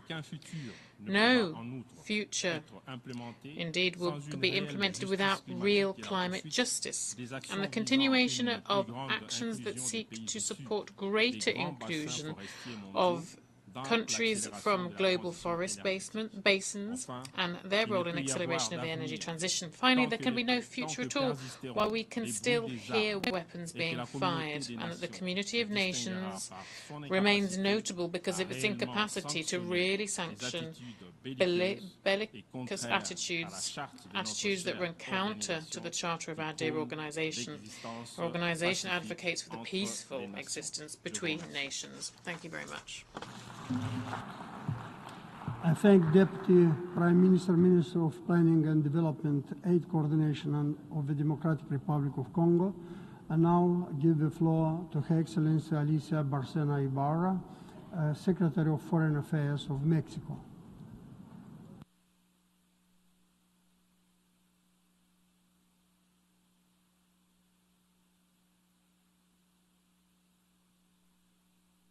Presidente, Thank you, Mr. President, distinguished delegates. Jaime Torres, Mexican diplomat from 1947, spoke before this assembly. I quote him. He said, "We are meeting at a solemn point in time. This is not... We are meeting here because of the concerns that all peoples have. It is worrying to see how relevant his words are 75 years on, because this is a crucial point in time, and this Summit of the Future is the time to renew the collective commitment of the international community to multilateralism, an indispensable vehicle to face current challenges. but which is being questioned increasingly. 1 year away from the UN's 80th birthday, it has enormous challenges to fulfill the essence of its mandate, to preserve humanity from the scourge of war, to protect all human rights, international law, to collectively address climate change and promote inclusive, sustainable development. This is our organization. It can't be criticized by spectators. We are responsible as we look at our own capacities and our own shortcomings. This summit, therefore, is a good point in time to take a critical look at the international architecture, recognize the crisis of legitimacy that the UN is facing, and to sow the seeds of hope for the future. We come to this summit after very many efforts to arrive at consensus. We've come here with expectations to find agreements. Mexico will continue to deploy efforts to serve as a bridge between various schools of thought. The world of 2024 is very different to that of 1945 with regard to its centers of power and military structures. Things have changed radically. Armed conflicts, the risk of a nuclear war, the climate crisis, growing inequality, and the accelerated technological change with all of those challenges and opportunity, but above all, erosion of public trust in global institutions requires us to take urgent action. Multilateralism must overcome nationalist partial views and find forms of implementation on the basis of differentiated but shared responsibility, address injustice and inequality. In this process of negotiating the Pact, Mexico has made a contribution with specific proposals to move towards substantive gender equality, to rethink development models that remove privileges, and to address environmental degradation and exchange that for sustainability. We want the world to be inclusive and representative, and rather than an additional document, we need to look at 3 issues. We need to have a world free of nuclear weapons in the context of high military tension. Secondly, we absolutely need to have funding for development. Thirdly, we need to reform multilateral governance and identify ways that we can reform the Security Council and the international financial architecture. Likewise, we believe that we need to guarantee viable and appropriate transformative solutions that can measure the situation and measure it together. And then we can give the UN the mandate to measure and implement agendas in cooperation and coordination. The ambition to reform the United Nations, particularly the Security Council, that vision has been diluted, however, in recent years. So it's an outstanding issue. We need to adapt these structures to the current situation, and we need to have more respect for the South and eliminate the veto. We urgently need to examine the way in which fora function in order to overcome citizens' disillusion and speedily take the necessary action that we need to in the United Nations. I extend the greetings of my president and Claudia Sheinbaum, who will be the first president of Mexico in the new administration. We will spare no effort to implement the Pact. We won't achieve this alone. We'll do this together. And when a woman does this, we do it all together. Thank you very much. Secretary of Foreign Affairs of Mexico, and now give the floor to His Excellency Abdulatif bin Rashid Al Zayani, Minister for Foreign Affairs of Bahrain.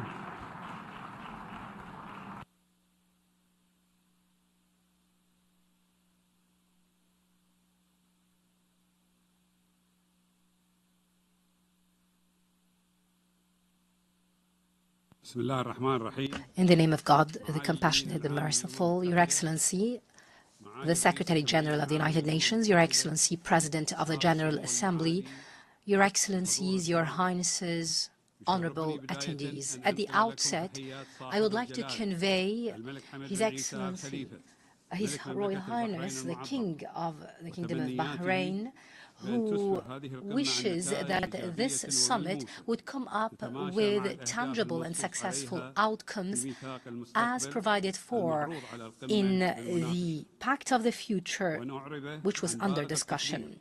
We express our sincere appreciation to the effort of the Secretary General and all co-facilitators, Germany and Namibia, for this valuable initiative, which coincides with the challenges facing the world today. Our world today is actually facing huge and interlinked challenges. This requires that we renew our commitment and effort by working together effectively to counter the root causes of such challenges. This overcomes the countering of the direct challenges to peace, security, prosperity, and development. Instead, it requires greater studying of the main reasons, which include achieving fair and sustainable development, guaranteeing wider access to science and technology for all countries, empowering our youth, effectively cooperating to end conflicts and supporting the principles of international law. The Kingdom of Bahrain is fully committed to such objectives. This is underpinned on our strong principles and norms in line with the vision of His Royal Highness the King of Bahrain. In this vein, I would like to stress that Bahrain, under the guidance of His Highness the King of Bahrain, has made concerted effort to ensure that the Arab Summit hosted by Bahrain last May would come up with valuable outcome. All Arab leaders agreed on the need to put an end to the Israeli-Arab conflict through the two-state solution and the establishment of a sovereign, viable Palestinian state. The summit has adopted the Bahrain initiative to host an initiative to hold a conference in the Middle East, and we will accept also the full-fledged membership of Palestine in the United Nations. The summit stressed that Arab countries would commit to counter the wider humanitarian, political, and social challenges facing our world. This included initiatives that aimed at a greater health care and education for those affected by conflict. This will come through the cooperation with concerned agencies in the United Nations, as well as supporting technological financing systems to assist our countries. Your Excellency, the Secretary General, on behalf of the Kingdom of Bahrain, I would like once again to welcome the Summit of the Future. We look forward for constructive solutions through concrete steps that would impact all our peoples and countries. Thank you. I thank Minister for Foreign Affairs of Bahrain. And now I give the floor to His Excellency Yusuf Maitama Tugar, Minister for Foreign Affairs of Nigeria.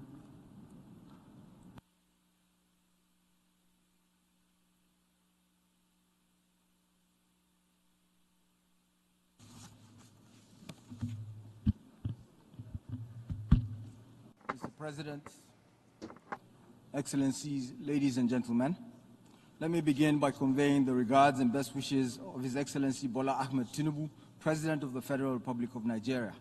On behalf of the government and people of Nigeria, I wish to commend the convening of the Summit of the Future to accelerate the implementation of the Sustainable Development Goals.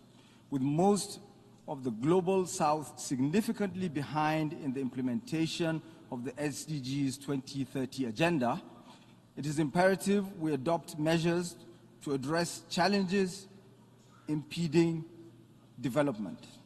This is especially important in Africa, where economies are most vulnerable due to historical imbalances in the international multilateral system. The SDG Index estimates that only about 16% of the SDG targets are on track to be achieved. We must, therefore, ensure that today's adoption of the Pact for the Future is backed by a real willingness to fulfill outstanding commitments. With the remaining 84% of the SDG targets for 2030 yet to be achieved, countries in the global north must do more to support sustainable development in the global south. We're optimistic that these targets can be met if commitments are backed by action. However, in the event we fall short of achieving the SDG targets by 2030, we strongly believe that the deadline should be extended. Excellencies, the collective resolve and support of the international community could help Africa to address regional challenges, particularly with regard to sustainable financing for the SDG implementation. We must therefore take action-oriented measures to engender the following. 1. Reform of the UN Security Council to ensure a permanent seat for Africa. 2. Reform of the international financial architecture to promote an inclusive, non-discriminatory and transparent international trading system, as well as to implement comprehensive debt relief measures. 3. Fulfillment of all commitments under the Addis Ababa Action Agenda, particularly to facilitate sustainable financing for development. 4. Support for local indigenous production and export from Africa. 5. Strengthening of measures to ensure timely repatriation of illicit financial flows and assets. 6. Adoption of a UN Framework Convention on International Tax Cooperation to ensure African economies are no longer shortchanged through tax evasion and exclusion in global tax decision-making. 7. Support for the actualization and implementation of the UN Secretary-General's SDG stimulus proposal, which includes a provision of $500 billion per year for the Global South. 8. Commitment to fossil fuel energy transition. 9. Access to the climate loss and damage funds for the Global South. And 10. Bridging the digital divide between the Global North and South through technology sharing and capacity building, including in areas such as artificial intelligence, to ensure no one is left behind. It is also imperative the international community develops measures to enhance a common understanding on cryptocurrency, given its significant impact on the global economy, as well as its links to transnational crime and money laundering. In concluding, I wish to reaffirm Nigeria's commitment to the implementation of the 2030 Agenda for Sustainable Development. Our collective resolve to accelerate the SDGs through the Pact for the Future should result in concrete measures and solutions to the challenges of the Global South, most especially Africa. I thank you. I thank Minister for Foreign Affairs of Nigeria, and now give the floor to His Excellency Albert Shigiro, Minister of Foreign Affairs and Development Cooperation of Burundi.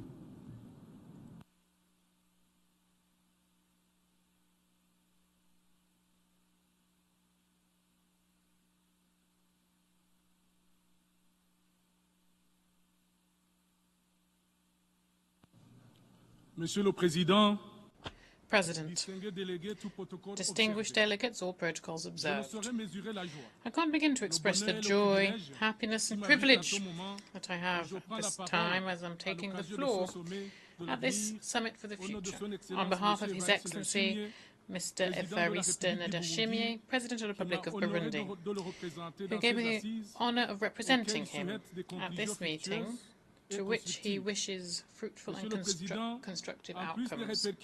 President, in addition to the repercussions of the COVID-19 pandemic, which is weighing heavily still on our economies, and the negative effects of climate change, frozen wars, terrorism in several regions of the world, geostrategic positioning, trade tensions, and the rejection of multilateralism and the erosion of international solidarity, is a real and existential threat threat to us all. Today, more than ever, the world seems to be walking further and further away from the ideals of peace, security and solidarity and cooperation, which, as you know, were the guiding compass of the founding fathers of the United Nations from 1945. Collective rules are regularly flouted, yielding to muscle diplomacy and demoting preventive diplomacy, the spirit of compromise and international solidarity, to the background. In these conditions, President, what else could we expect other than the disintegration of the world into warring blocs, as we're seeing at the moment? What else could we expect other than the weakening of multilateralism, increasing exclusion and inequality, the rich getting richer and the poor getting poorer? President, the situation is grave, very grave indeed, and no one can say with any certainty what we can expect in several years or indeed several decades. Nevertheless, we should not be excessively discouraged. We should not be led to inertia. On the contrary, President, we owe it to ourselves to act individually and collectively, to calmly tackle the challenges of the world today in order to build solidarity and a peaceful, stable, prosperous world, and thus spare future generations from the horrors of war, and to avoid repeating the dark history that humanity saw before the creation of our shared organisation.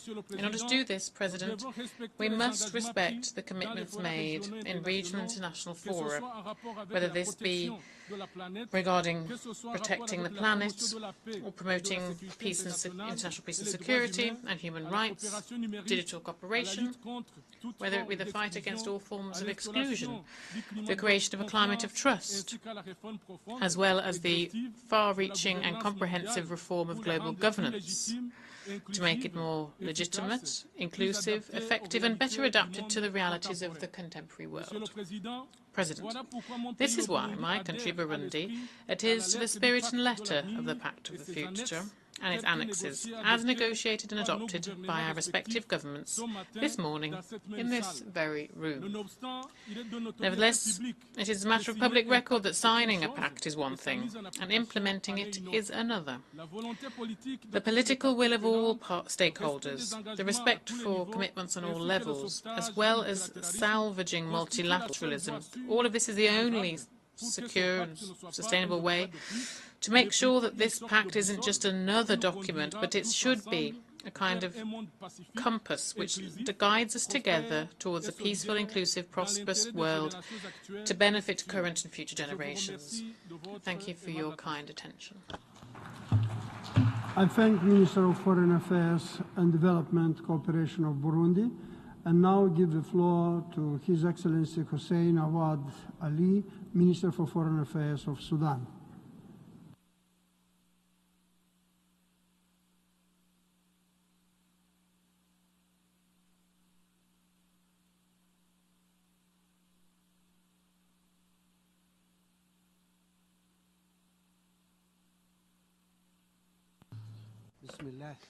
In the name of God, peace and blessings be upon his prophet. Mr. President, Your Excellency, the Secretary General of the United Nations, Excellencies, Your Highnesses, Honorable Ministers, ladies and gentlemen. At the outset, I would like to congratulate you, Mr. President, in the name of the delegation of Sudan on holding this important summit. We wish you all the success. We reiterate our support to the effort of the Secretary General of the United Nations, His Excellency Antonio Guterres, to reform this international organization. This is more important and urgent now in light of the crises, tensions, wars, and threats witnessed today. These threaten not only our current generation, but the future generations and our planet as well. Mr. President, the challenges, crises, their reasons and complications are crystal clear. All statements addressed the challenges and problems, whether in this chamber or elsewhere, all the hope of reaching solutions and settlements, and also fearing their dangerous repercussions today and in the future. In light of the above, I would like to share with you the current issues which, in our point of view, represent a huge challenge to our organization and to our developing countries. It requires comprehensive and urgent solutions. First, there is a need to strictly adhere to the UN Charter, its principles and purposes. We must avoid highlighting certain principles and not the others, or interpreting such principles and rules. The stability of our international order is underpinned on the respect of the UN Charter, especially the non-interference in the internal affairs of other countries, the respect of state sovereignty and its territorial integrity, and the non-use of force in international relations. It's regrettable to see such double standards and selectivity in implementing these principles. This underlines the credibility of the international system. We regret that certain legal mechanisms are used to achieve such political objectives. This is what we are subjected to today. Second, it's important to adopt a comprehensive reform of the international financial architecture to counter the challenges and problems facing developing countries, post-conflict countries, and those in special situations, especially due to poverty, conflicts, or climate change. Some are also subject to sanctions, which undermine their ability to achieve the SDGs. There is a need to counter poverty in all its forms. We must ensure the right to development and put it at the forefront of our priorities to ensure that no one is left behind. We have seen a great consensus and the different negotiation rounds on the Pact of the Future document, and especially the reform of the international financial institutions and their modernization. This would help us to achieve the desired objectives and ensure an equitable representation to the developing countries, their participation in decision-making processes, access to capital and financing, and ensuring long-term assistance. It will also encourage investment and the addressing sovereign debt as well as the debt restructuring. We must mobilize resources and promote mechanisms to ensure technical transfer, our technology transfer, and building the capacity of future generations. Third, we believe that the United Nations can be an appropriate podium to lead the reform of the international financial institutions. Fourth, the joint future of humanity depends. The sound was cut off. I thank Minister for Foreign Affairs of Sudan.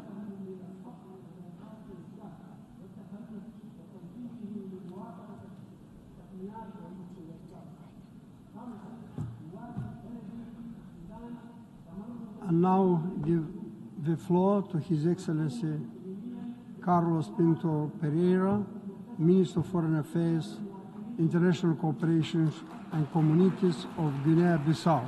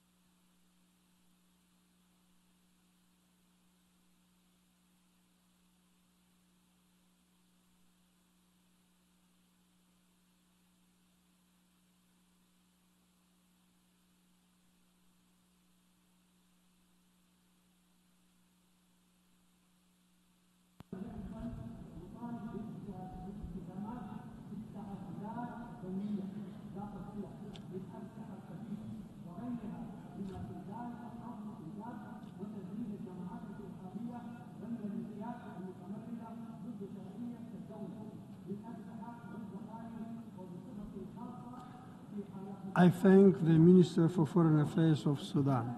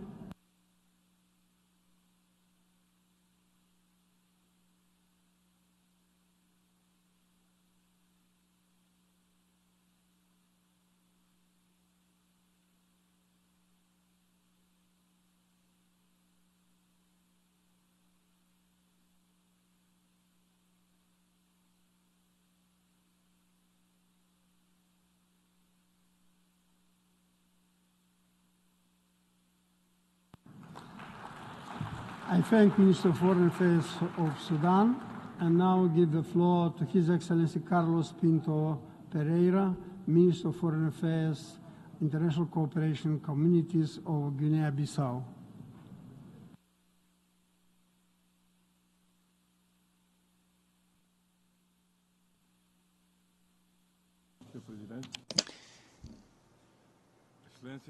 Excellencies, ladies and gentlemen, on behalf of the President of the Republic, I have the honor to transmit the message he had for this Assembly. It is with great pleasure that I address the Summit of the Future, and a crucial event that gathers global leaders to discuss our common path to a better tomorrow. I thank the Secretary General and all the organizers for this opportunity to share Guinea-Bissau vision on the opportunities we have. We live in an interconnected world where climate change, poverty, inequalities and health crises require collective responses. The Summit of the Future is an essential platform to renew our commitment with the multilateral cooperation and to strengthen our determination and achieve the Sustainable Development Goals until 2030. Guinea-Bissau, as all countries in development, has significant poverty, food insecurity, and impact of climate change affect daily our population. In the meanwhile, we see opportunities. We believe that with the support of the international community, we can implement innovative solutions that will benefit not only our country, but the whole region and the world. Education is the basis to build a more prosperous future. Invest in education, in a quality education for all. It's essential to give capacity to our population and promote sustainable development. We need to guarantee that all children and youth have access to an education that can prepare them to the future. The youth are the force of our future. Today, youth are the leaders of tomorrow, and it is crucial that we give them the opportunities and the tools so that they can contribute fully to the societies. We should involve youth in the decision-making processes and guarantee that their voices are heard and valorized. Decisions we take today have an impact in future generations. It is our responsibility to guarantee that we leave a better world to our children and grandchildren. We should adopt policies that support sustainability of environment, social and economic sustainability, and ensure that future generations can live in a better world with justice and peace. To tackle today's challenges, we should reform our governance systems. The Summit of the Future is a turning point where we can adopt concrete measures to turn our institutions more inclusive, representative, and we should guarantee that no one is left behind and that all countries, independently of their size and growth and economic growth, can have a say in our common future. Guinea-Bissau is committed to its part, and we are working hard to strengthen our institutions, to promote peace and stability, and implement policies that can promote sustainable development. However, we recognize that we cannot achieve that alone. We need continuous support from international community, from the United Nations, to achieve our objectives. Excellencies, the Summit of the Future is a unique opportunity to reaffirm our commitment and to build a path for a more fair and just future. Guinea-Bissau is ready to cooperate and contribute to this global endeavor. Together we can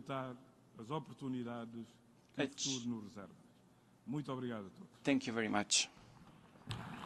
I thank Minister of Foreign Affairs, International Cooperation and Communities of Guinea-Bissau, and now give the floor to His Excellency Abdoulaye Diop, Minister of Foreign Affairs of Mali.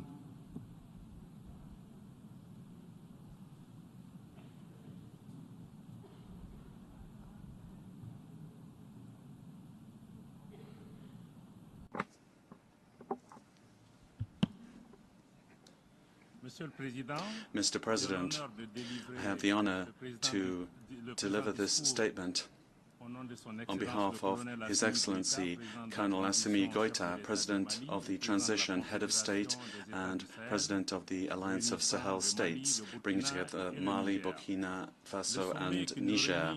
The summit that brings us together for this pact is coming at an appropriate time. Our common organization, the United Nations, was indeed created to preserve future generations from the scourge of war. It is regrettable to see that after almost 80 years, we have never been as threatened by existential challenges as we are now, but most of them are avoidable. The proliferation of tensions and crises in the world, particularly terrorism, poverty, climate change, inequality, illnesses, geopolitical confrontations, and neo-colonial domination and hegemony have sorely tested our framework for multilateral action incorporated by the United Nations itself. This now seems to be a world of yesterday. We had a lot of hope in the international forces deployed in our country, but 10 years on, we have had to conclude that this was a failure, and the government has had to strengthen its defense and security capacities itself. This has made it possible for us to make tangible progress in reconquering our territory and preserving our national integrity and protecting our population.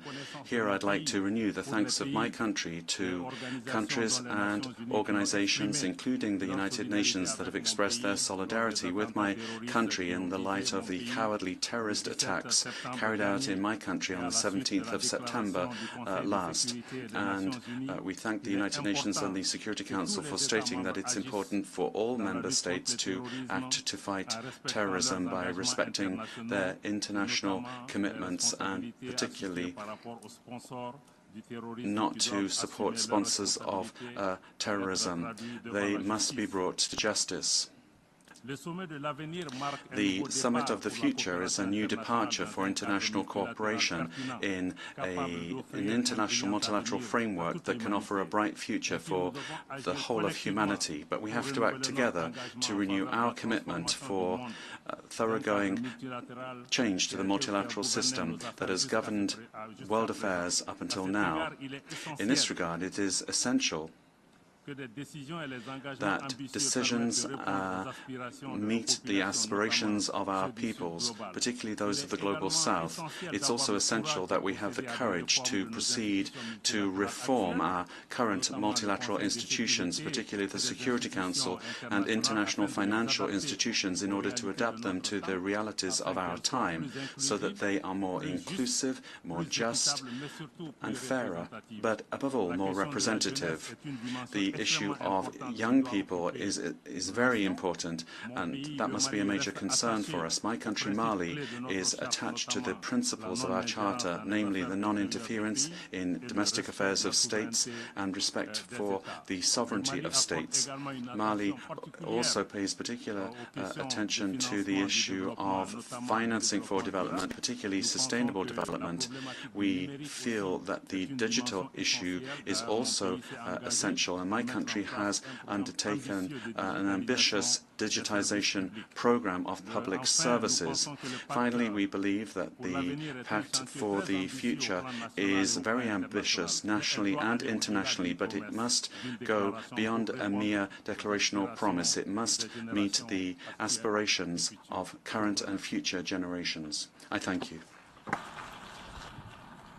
I thank Minister of Foreign Affairs of Mali, and now give the floor to His Excellency Ramadan Abdallah Mohamed Gok, Minister for Foreign Affairs and International Cooperation in the revitalized transitional government of national unity of the Republic of South Sudan.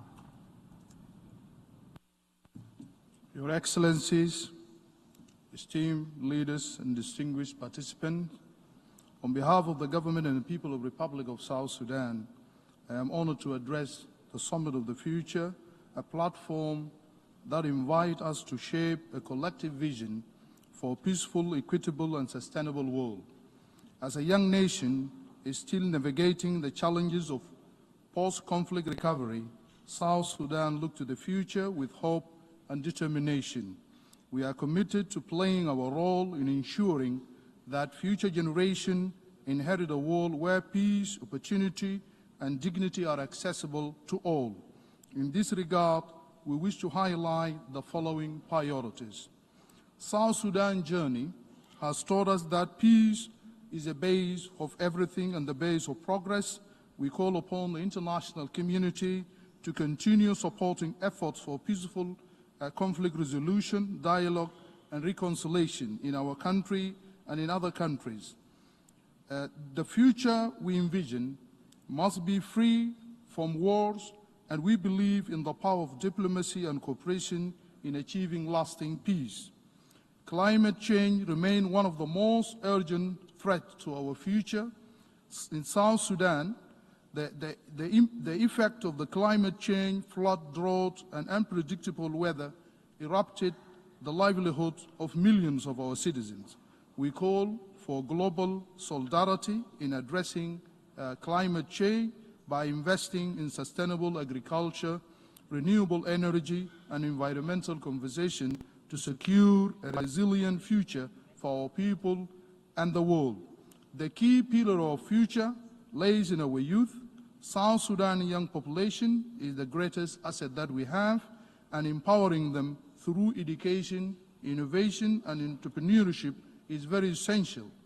South Sudan is committed to fostering a diversified economy that reduces our dependency on oil and open doors for innovation, agriculture, and regional trade. We seek partnership that encourage inclusive economic growth, job creation, and infrastructure development to elevate the standards of living for all our citizens. As we gather at this summit, we stand united with the global community in our commitment to shaping a future that is built on hope, justice, and solidarity. South Sudan is ready to contribute to the global effort of creating a world where all people, regardless of background, geography, of everything, have the opportunity to thrive. Let's seize this opportunity and moment to build a future that we all aspire to. I thank you all. I thank Minister for Foreign Affairs and International Cooperation in the revitalized transitional government of national unity of the Republic of Sudan, South Sudan.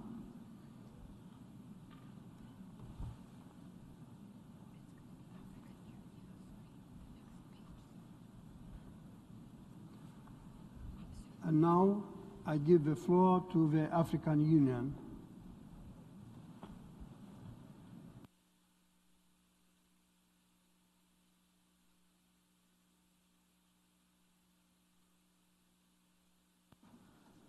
Excellences, Monsieur les chefs d'État et de gouvernement. Excellencies, heads of state and government, Your Excellency Philemon Yang, President of the United Nations General Assembly, Your Excellency Antonio Guterres, my United Nations Secretary General, ladies and gentlemen.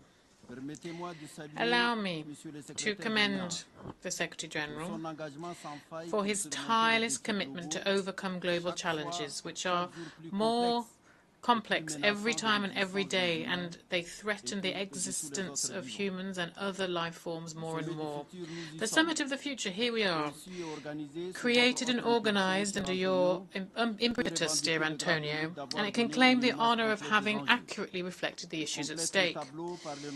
It completes the picture and the context through providing the best solution to successfully overcome the obstacles in our way. The solution is the adherence of all member states of the United Nations to the principles of multilateralism, solidarity, not hostility, the respect, not scorn, peace, not war, sharing, not exclusion, freedom, not servitude, equality, and not supremacy.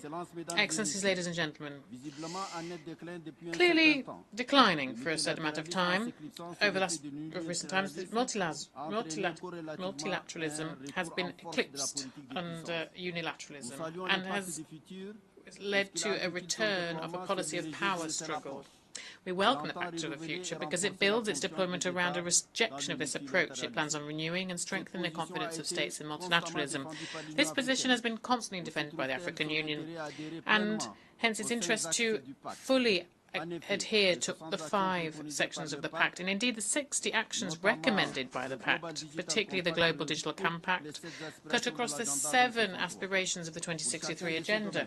For each of these fields, the African Union has created strategies that are then translated into plans of action, even though their implementation has been hobbled significantly by the scarcity of financing and deficiencies in governance. And there's no point in hiding this. Therefore, these are problems that are familiar to us in Africa, even if Asia and Latin America, in certain respects, are still in the same conditions of precarity that the African people are. The African Union welcomes the philosophy of the Pact, which seeks to take into account the specific aspects of developing countries, island states, landlocked countries and LDCs, the majority of which are in Africa. Excellencies, ladies and gentlemen, while the African Union welcomes this holistic approach that embraces and reflects the whole landscape of the challenges to come, it is no less does it also ask profound questions on the ways of implementing all of these actions. A lot of promises have been made, even though they have not necessarily been followed up on. Let's hope that this time the wealthy keep their promises and Africa and other parts of the world themselves can be sources of intelligence, motivation, willingness and necessary solidarity for it to become an emergency economy and save their economies. Safeguarding an environment that is enabling for this and the conditions for success of the digital revolution are the best keys for the future. The hymns currently sung today by hundreds of millions of young Africans is resonant, and this is a question of renaissance. The next G20 in Africa will be represented, where Africa will be jointly represented by the African Union and the Republic of South Africa. The speaker's microphone has been cut off. I thank the representative of African Union and now give the floor to Her Excellency Diana Elena Mondino, Minister of Foreign Affairs, International Trade and Worship of Argentina.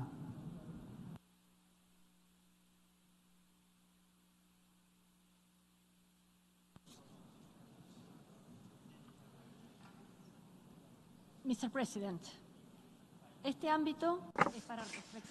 this forum is for us to think constructively about the challenges that the international community has and how we can address those challenges. This is a special opportunity to express our points of view. Argentina has decided to operate a society where people are responsible for their actions but can act in freedom, and where we have equality for all. We want to address the challenges of terrorism, the threats to territorial integrity, democracy, international security, and economic development.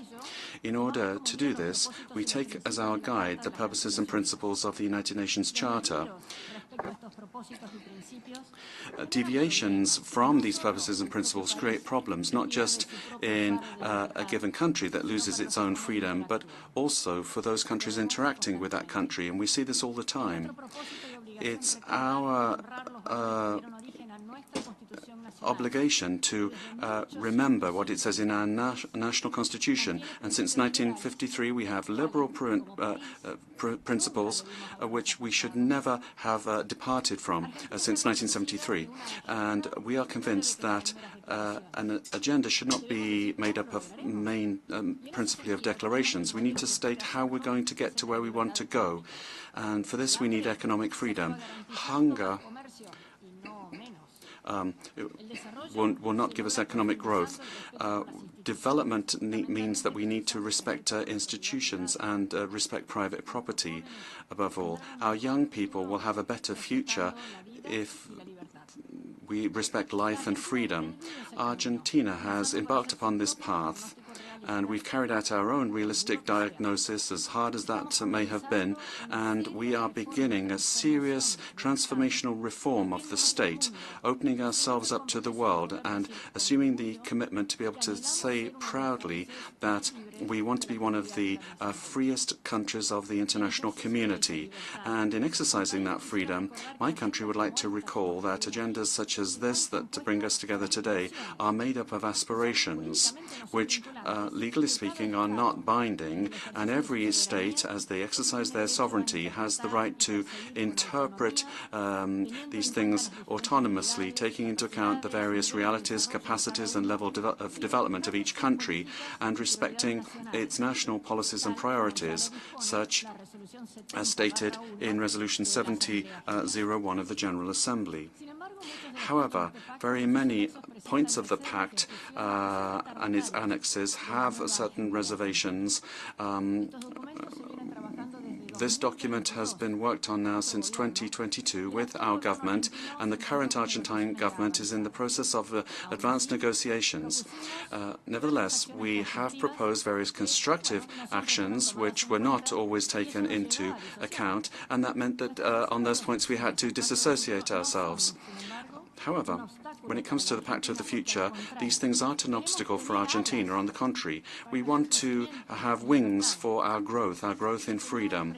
Mr. President, my country reaffirms our commitment to the peaceful settlement of disputes and an international or rules-based order based on democratic values. We want to demonstrate that the only fight that's worth fighting is the cultural one, showing that it's possible to have peace between nations, and we hope that the outcome of this exercise will lead us to a safer and a more prosperous world. You can be sure that my country is prepared to continue, as we always have done, working together to think again together about how we can face the new challenges that are occurring and challenging us as humanity. Not just words, but work, work and more work. That is the best and really the only solution. We want to be free to choose a better world, and I'm sure that all members of this Assembly also want to guarantee this for all of the men, women and children that make up our common home. Thank you very much, Mr. President. I thank Minister of Foreign Affairs, International Trade and Worship of Argentina. And now I'll give the floor to the representative of International Development Law Organization.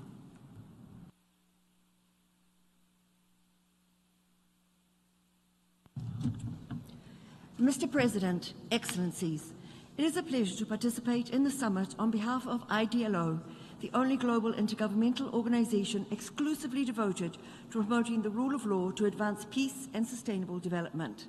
The commitments in the Pact for the Future, together with the Global Digital Compact and the Declaration on Future Generations, can help tackle our biggest challenges and build a renewed multilateralism, but only if we work together to make them a reality.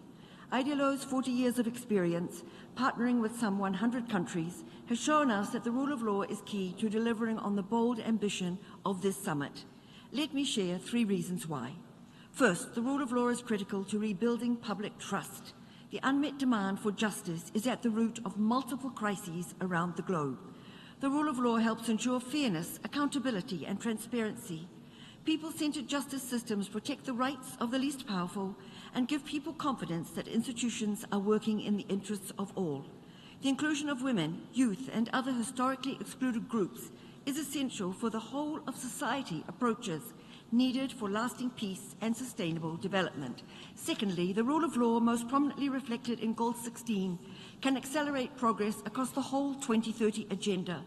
The rule of law principles of inclusivity, equity, and non-discrimination are incorporated throughout all 17 SDGs. Effective laws and accessible and accountable institutions are essential for implementation. Finally, the rule of law is key to reinvigorate and repurpose multilateralism for the 21st century.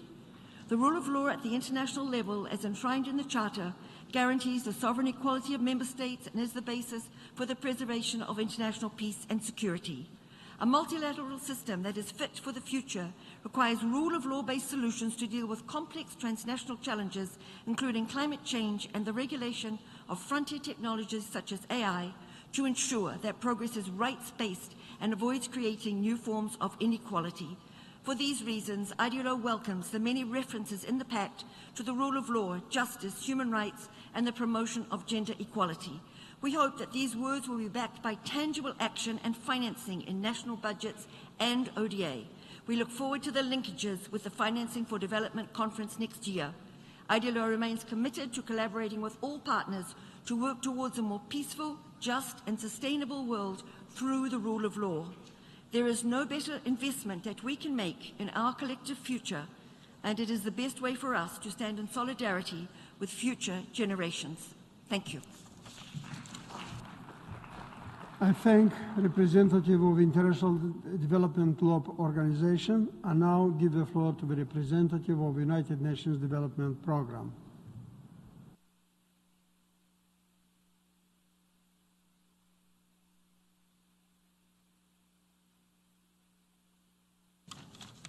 Mr. President, distinguished delegates, excellencies, ladies and gentlemen. Today, on the occasion of the Summit of the Future, many will perhaps be forgiven for wondering how people outside of this hall will receive the Pact when we live in a world divided and scarred by conflict, with fault lines such as growing poverty and inequalities, climate change, and the destruction of our natural world. Many of the speakers, distinguished speakers, have addressed themselves to these today. Yet, amidst these tremors, the young people of our world, of our communities, and the young people that I have met here during the past 2 days, the Action Days in New York, have truly stood out to me. Their faith in a better tomorrow holds, and their determination to build it as well. So, what is the United Nations Development Programme's unique offer to put the 5 areas of the Pact for the Future into action? First, on sustainable development financing, our efforts include supporting 86 countries at this moment in implementing integrated national financing frameworks to channel billions of dollars to key areas from job creation to gender equality, the energy transitions, nature, and just one stream of engagement to shape the new SDG financing ecosystem that has been so central also in the Pact. Second, over 2 billion people currently live in countries affected by conflict and instability.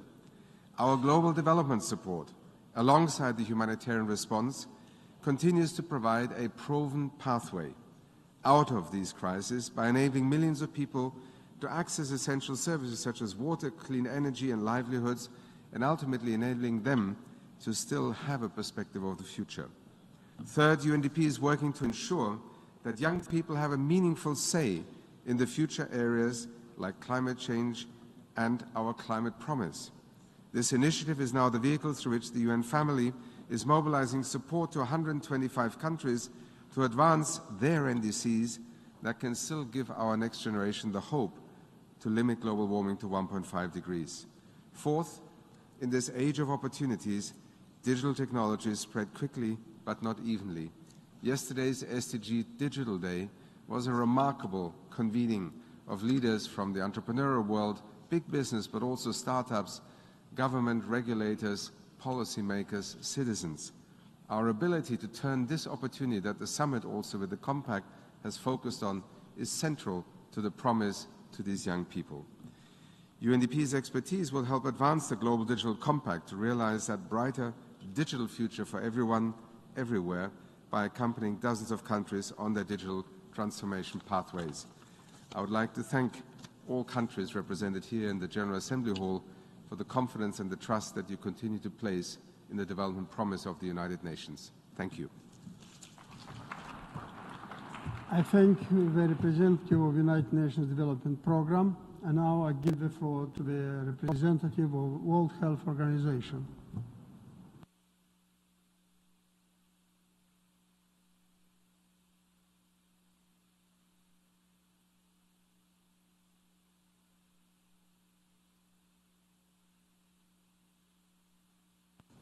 Mr. President, Excellencies, I have 3 minutes and 3 requests. First, a commitment to promote, provide, and protect health. Health is not created in clinics and hospitals. It's created in streets, homes, communities, schools, markets, workplaces, and parliaments. It's created in the air people breathe, the food they eat, the water they drink, the condition in which they live and work, and in our changing climate. When people do need care, they must be able to access the health services they need when and where they need them without facing financial hardship by paying for care out of their own pockets. Second, a commitment to a pandemic agreement. The COVID-19 pandemic showed that when health is at risk, everything is at risk.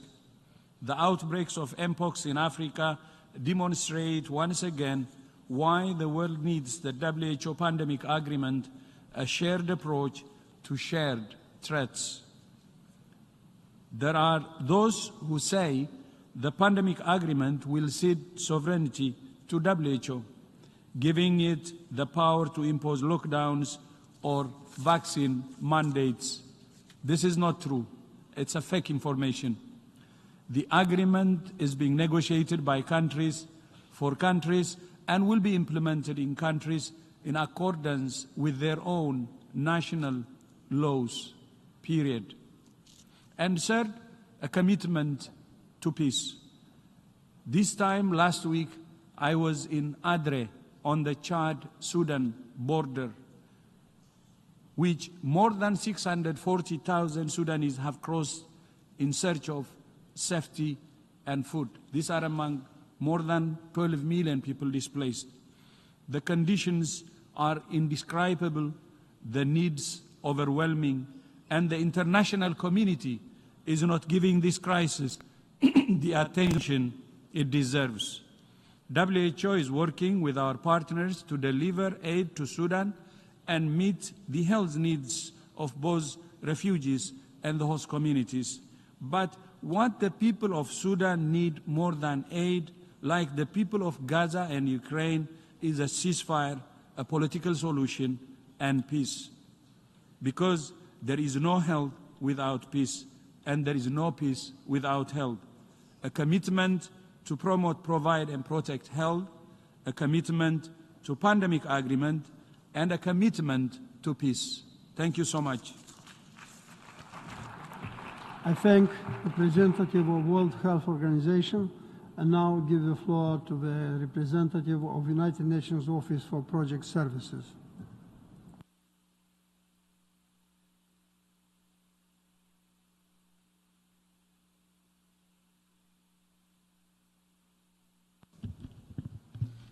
Mr. President, this year's Summit of the Future marks a crucial opportunity for the international community to deliver on the promise of creating a more peaceful, fairer, greener, safer future for people and the planet. It is a moment of realism in the face of the many challenges our world faces, but also a moment of hope and determination to work together to overcome those challenges and build a better future for all. Today, multilateralism received a boost. The Pact of the Future is 3 years' worth of important analysis, discussions and negotiations. It represents an ambitious response to the youth's aspirations on peace and sustainable development. UNOPS is committed to supporting the outcome of the Summit of the Future.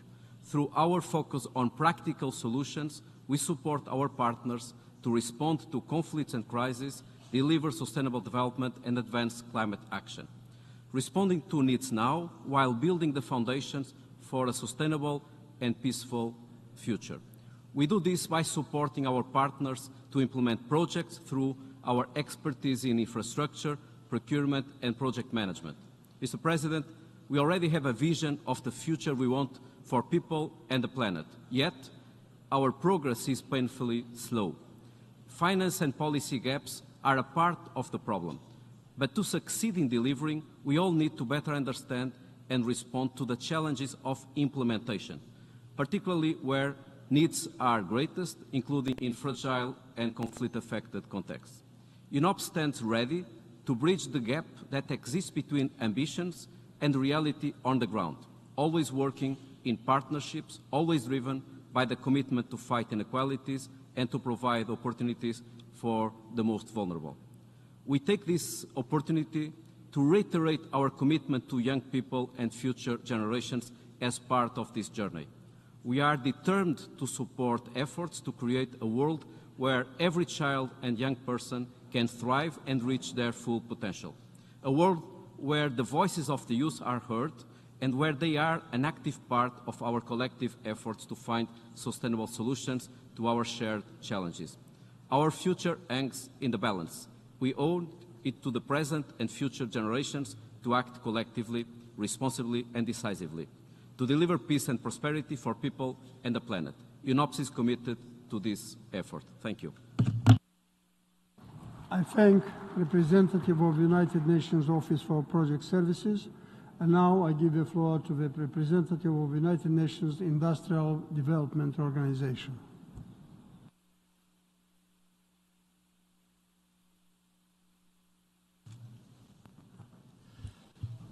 Excellencies, ladies and gentlemen, as the United Nations Industrial Development Organization, we strongly welcome the adoption of the Pact for the Future. Member States have provided clear guidance. Now we need to implement it. At UNIDO, we are committed to leading concrete solutions for inclusive and sustainable industrial development in line with our mandate within the UN system. We specifically welcome the strong call in Action 4 to close the SDG financing gap by scaling up investments in sustainable industrialization. The landmark outcomes of all the major conferences this year are telling us the same story. To achieve the SDGs, developing countries need to invest in transforming their economies and industrialize. Countries that do industrialize are making the biggest strides in poverty eradication, ending poverty and wealth creation, both historically and today. Every job in manufacturing creates on average 2.5 jobs in other sectors of the economy. Action 2 and 3 on poverty and hunger depend on realizing this strong nexus, which holds true in an increasingly digital world. Equally, Action 9 on climate change requires that we prioritize the decarbonization of heavy emitting industries for current and future organizations. And there is good news. Industry is already part of the solution and a driver of green innovation today, with industrial firms holding nearly 60% of green patents globally. And finally, as this summit aspires to reform global governance, it must also help to set standards for the global economy. Fair and sustainable supply chains are a must, and Action 29 is critical in this regard. Excellencies, UNIDO is already actively working towards these and other actions in the Pact. In addition to flagship initiatives on industrial decarbonization and green hydrogen, we have launched new ones, such as the Global Alliance and Partnership for Responsible and Green Minerals. I'm also pleased to invite you to our upcoming flagship initiatives this year. The Multilateral Industrial Policy Forum 2024 in Riyadh next month, and the World Without Hunger Conference in Addis in November. Allow me to conclude and reiterate that UNIDO is committed to working with all of you to implement the Pact through concrete solutions on the ground. Thank you. I thank the distinguished representative of the United Nations Industrial Development Organization, and now give the floor to the distinguished representative of Sovereign Order of Malta.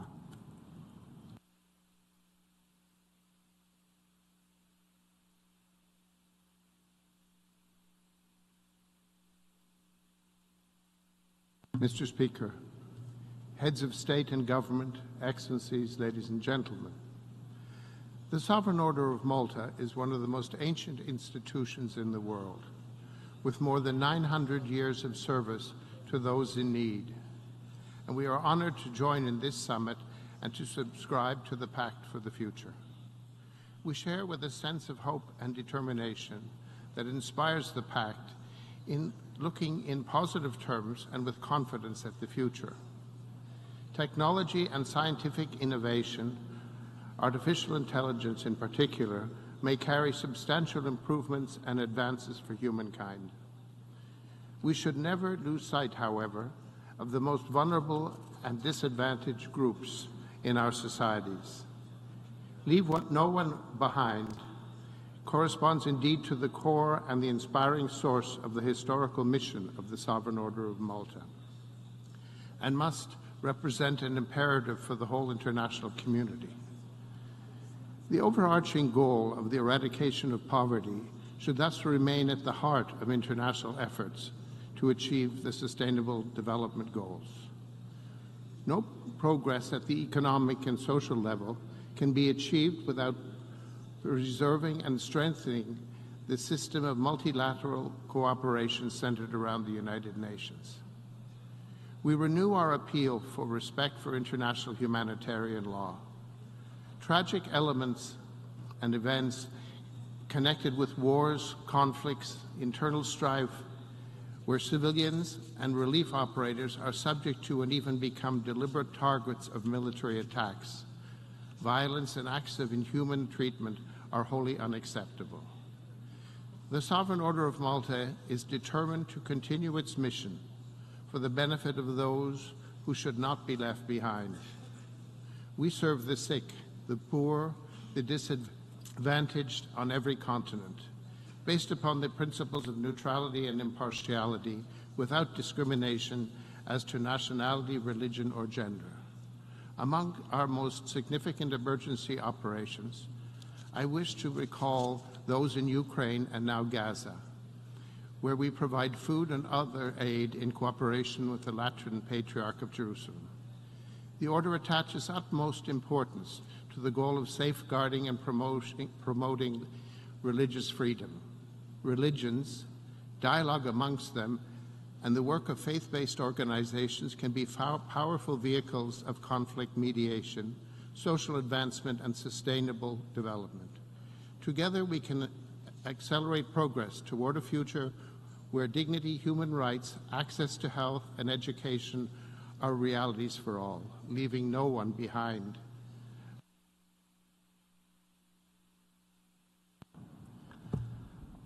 I thank the distinguished representative of Sovereign Order of Malta, and now I give the floor to the distinguished representative of the United Nations High Commissioner for Refugees.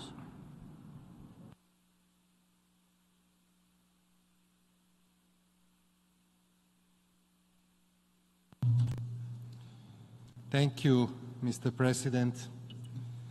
This morning, we heard from 3 young people, including Monica, a bright woman, a refugee. I don't have much to add to her wise and beautiful words, but let me reflect from the same perspective, as the future also belongs to all the young people who, like Monica, have been forced to flee their homes because of our collective failure to make peace. And so these young people are now forced to dream of a new future, away from their countries or their communities. What will those dreams be? What will be the dreams of 120 million refugees and displaced people? We have the opportunity to help them shape the future, especially those for whom it brings fear as much as hope. We have the opportunity to say that we refuse to let refugees bear the price of our failures, that we refuse to abandon those countries and communities that have been hosting refugees decade after decade. And what a chance we have to include refugees and all displaced people, young and old, to open doors, schools, clinics to them with support from the international community, so they can contribute to the communities hosting them while we work together on finding solutions to their plight. Let us all, donors, host countries, the private sector, the UN, civil society, displaced people, all work towards the vision of the Global Compact on Refugees, where refugees are seen as an opportunity and not a burden, and they can think of a future in which they are not refugees. And let me add UNHCR's voice to Monica's voice, to the voice of all the displaced, and join them in the call for peace. At this summit for the future, we must be able to imagine and work towards a future without refugees. But without peace, Mr. President, this will simply not happen. Thank you. I thank the distinguished representative of the United Nations High Commissioner for Refugees. And now I give the floor to the distinguished representative of the United Nations Environment Program.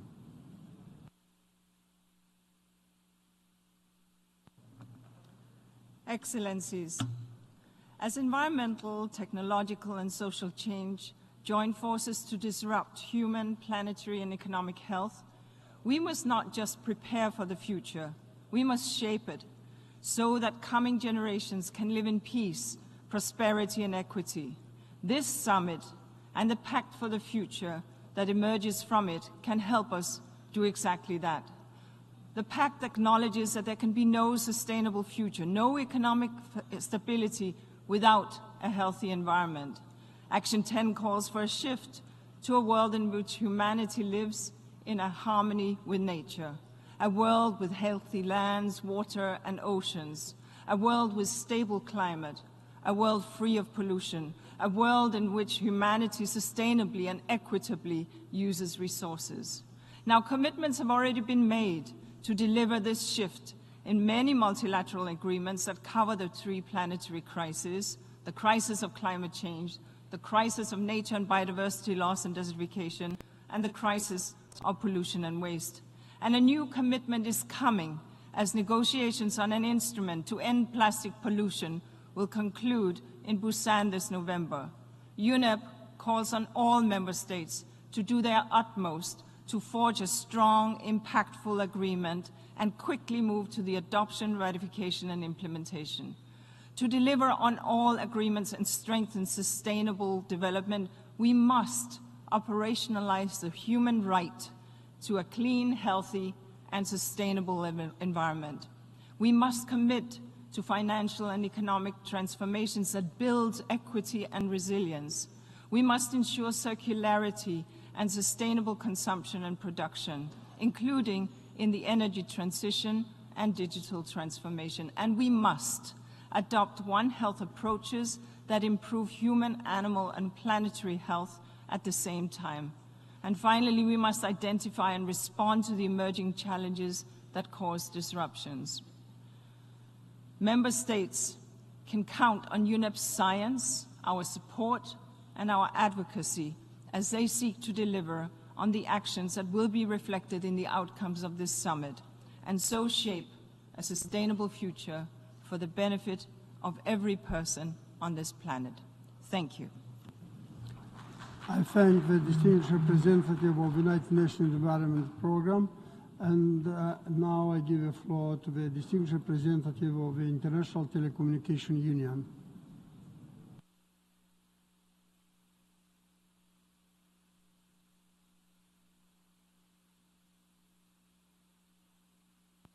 Mr. President, Excellencies, ladies and gentlemen, today is a momentous day for digital, following yesterday's amazing Digital Action Days, as just mentioned by the UNDP administrator. Congratulations to member states for delivering the Pact of the Future, the Declaration of Future Generations, and the Global Digital Compact.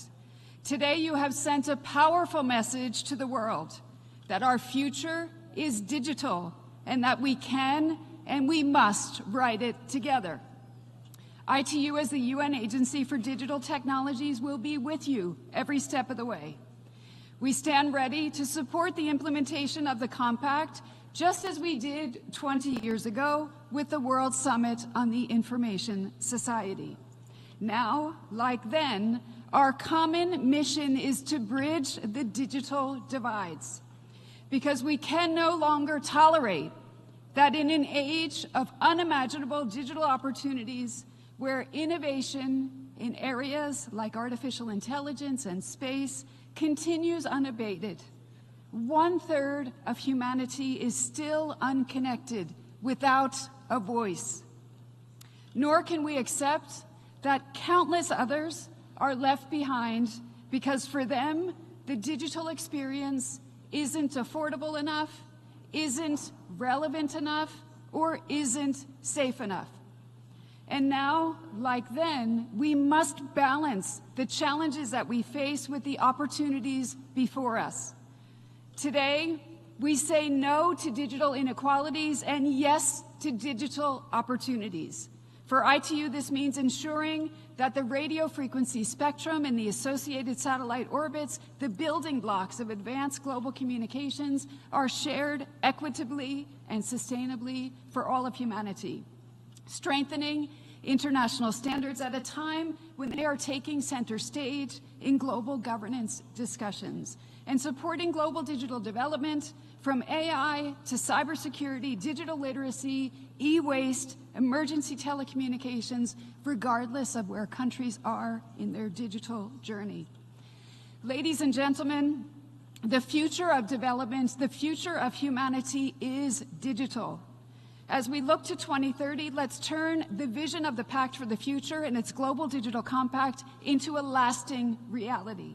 Let's redouble our efforts to advance universal meaningful connectivity and sustainable digital transformation, ITU's 2 strategic goals, and the cornerstones of an inclusive and responsible digital future. Let's rescue the SDGs with digital. Thank you. I thank the distinguished representative of the International Telecommunication Union, and now give the floor to the distinguished representative of Food and Agriculture Organization.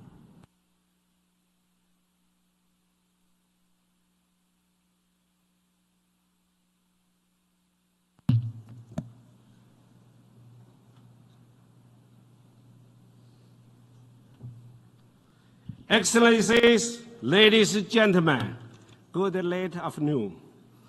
The world faces a daunting food security and nutrition picture. More than 730 million people worldwide faced hunger in 2023, and more than 2.3 billion will moderate or severely food insecurity. We are not on track to achieve any of the global SDG targets. And we see that huge inequality persists along the various dimensions, including wealth, gender, rural areas, and in accessing assets and opportunities. The future we want is a future that is food secure for all, for our planet, for our prosperity, and for the future generations to come. We want a future where the right to food is the basic human right secured. For this future, we must transform our agri-food system today to be more efficient, more inclusive, more resilient, and more sustainable. The future will be determined by more equitable agri-food system, and I'm pleased that this is recognized by the proposed Pact for the future. We need to invest integratedly on the four betters: better production, better nutrition, better environment, better life, leaving no one behind. This is at the core of the effort work. Allow me to share three key elements for the way forward. One, we must step up effort to achieve the SDGs by 2030. And the second, we must focus on fostering and promoting innovation, public-private partnership, and more cost-effective investments. Three, hunger and food insecurity can be defeated through the effective collaboration between all the partners and effectively utilize each other's expertise and resources. And by leveraging our comparable advantages, we have to do together. Everyone will continue to do its part to ensure a better future we want. Have a nice evening and enjoy healthy food. Thank you. I thank the distinguished representative of Food and Agriculture Organization and now give the floor to the distinguished representative of the Council of Europe.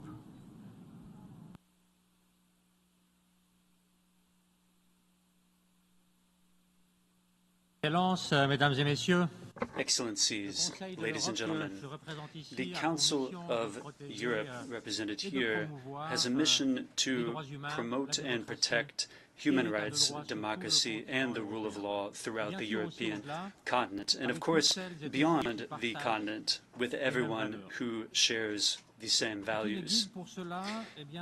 This is what guides us. What guides us is the European Convention on Human Rights, ratified by all of our 46 member states. That convention is interpreted by the European Court of Human Rights, and we share a strong commitment with the United Nations for peace. And this is a relationship that is ongoing with the United Nations. We're very proud in this regard to be contributing to the implementation of the Sustainable Development Goals. But the Council of Europe also has its own goals.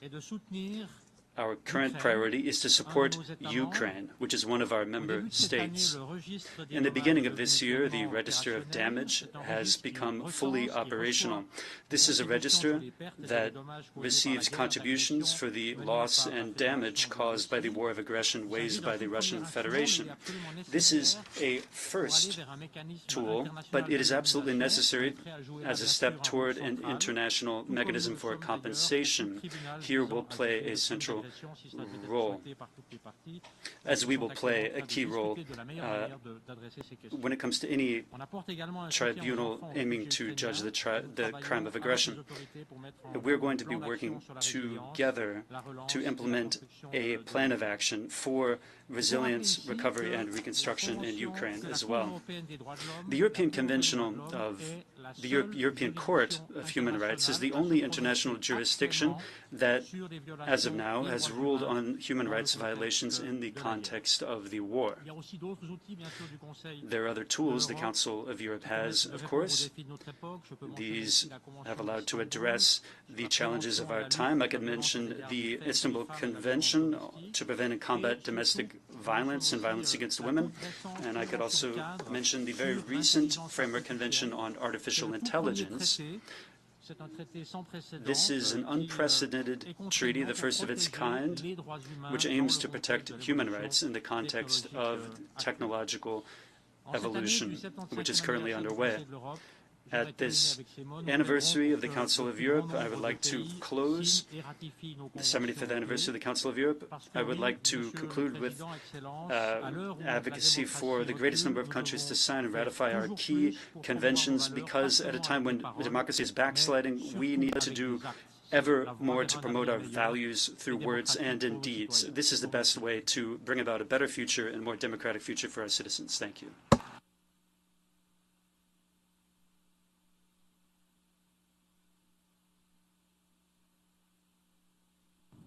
I thank the distinguished representative of Council of Europe, and now I give the floor to the distinguished representative of World Intellectual Property Organization.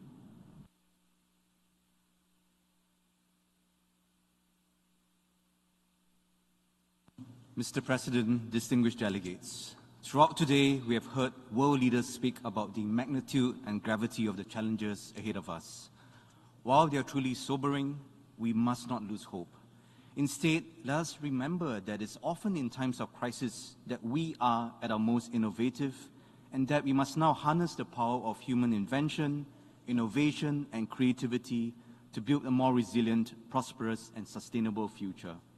All of this will require us to transform what intellectual property or IP means. While in the past, IP was viewed as only relevant to the largest corporations in industrialized countries, this is changing.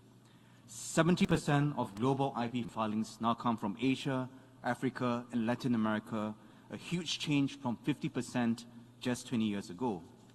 At the same time, as more and more countries use digitalization, entrepreneurship, research, and technology to drive growth, IP is shifting from a technical area of interest only to experts to an increasingly important cornerstone of economic and trade policy, a catalyst for growth and development, and a key enabler for addressing our common global challenges.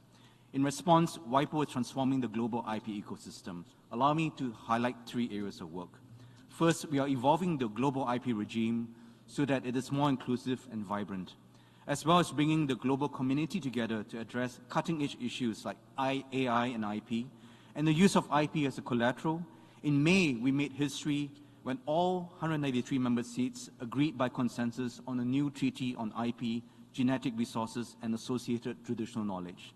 This is not just a victory of multilateralism, but also shows that the global IP system can be both pro-inclusivity and pro-innovation. Second, bringing IP to all. In the past 2 years, we have launched WIPO's first IP and Gender Action Plan, our first IP Youth Empowerment Strategy, and transformed our development assistance, including a graduation package for LDCs, and rolling out over 80 customized projects that have uplifted thousands of beneficiaries around the world. These efforts are meeting growing demand for IP knowledge and skills. Over the past 4 years, the WIPO Academy, the world's largest provider of IP education, trained over 500,000 people, over 80% from developing countries. Third, connecting the world. Our international registries facilitate the cross-border movement of hundreds of thousands of technologies and solutions each year, while WIPO Green, our global tech matching platform for climate change technologies, accelerates the deployment of such solutions around the world. Covering 130,000 technologies from over 140 countries, it is the largest climate change tech platform in the UN system. To conclude, IP is no longer just about technical IP laws, but also a catalyst for progress, opportunity, and sustainability. WIPO pledges to work with everyone to harness the power of IP, innovation, and creativity to support the aims of this summit. Thank you very much. I thank the distinguished representative of World Intellectual Property Organization, and now give the floor to the distinguished representative of the International Organization for Migration.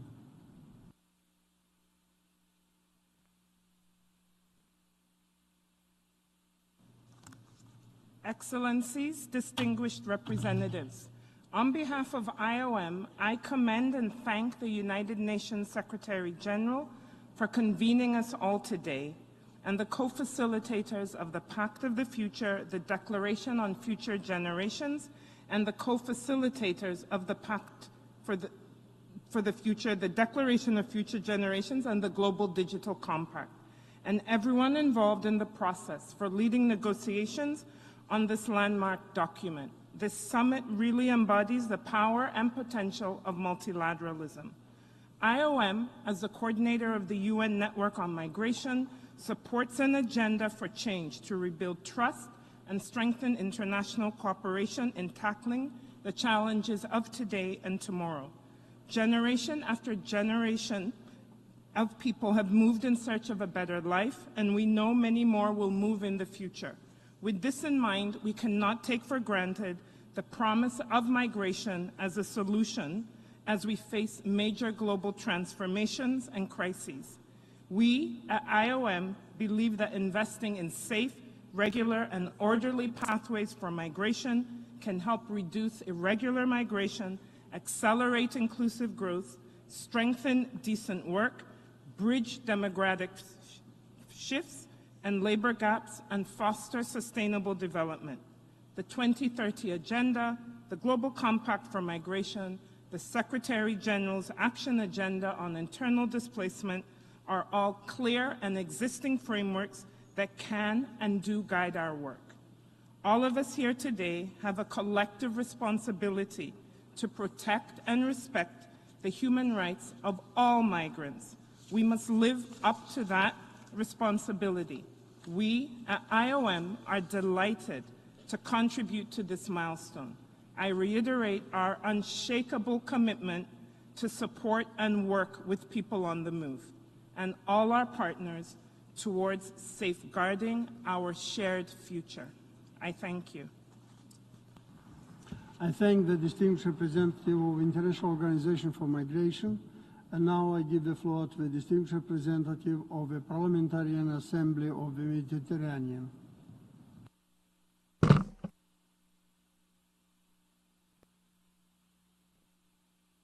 سيد الرئيس أصحاب السعادة.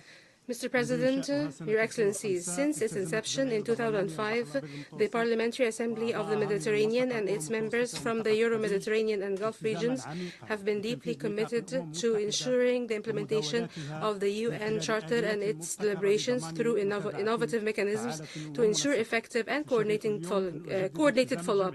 Today, I'm honored to renew the commitment of the PAM and its member parliaments to the implementation of the objectives of the Summit of the Future, the Pact for the Future, and the Future Generation Declaration, and the Declaration on Future Generations and the Global Digital Compact, to, among others, support the establishment and functioning of stronger and more influential multilateral institutions by all member states without exceptions in accordance with the principles of the UN Charter, the Universal Declaration of Human Rights, the international law obligations.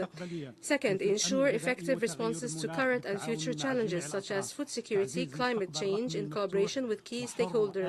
3, promote an open, free, and secure digital future anchored in universal human rights. 4, ensure the interests of future generations are taken into account in national and global decision-making processes. Yesterday, at the PAM side event, we announced 2 concrete initiatives through which the Assembly will contribute to achieving these ambitious goals.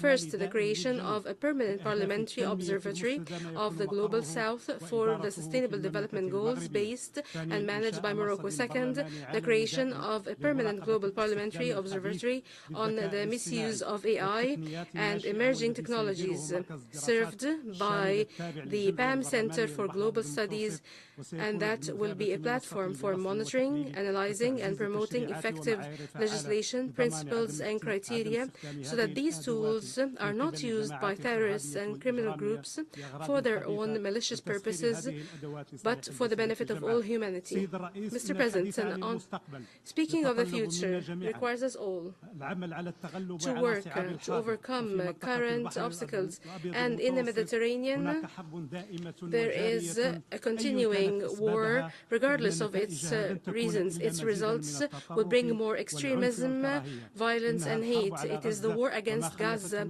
and the innocent victims on both sides.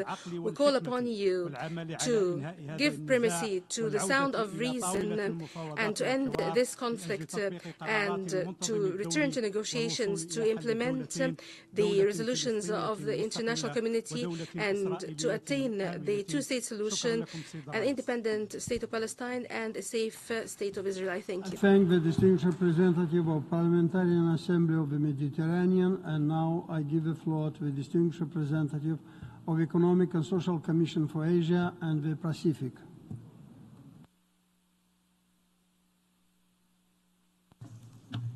Mr. President, Excellencies, distinguished delegates, the future belongs to our next generation. The future they inherit, however, depends on the choices we now make.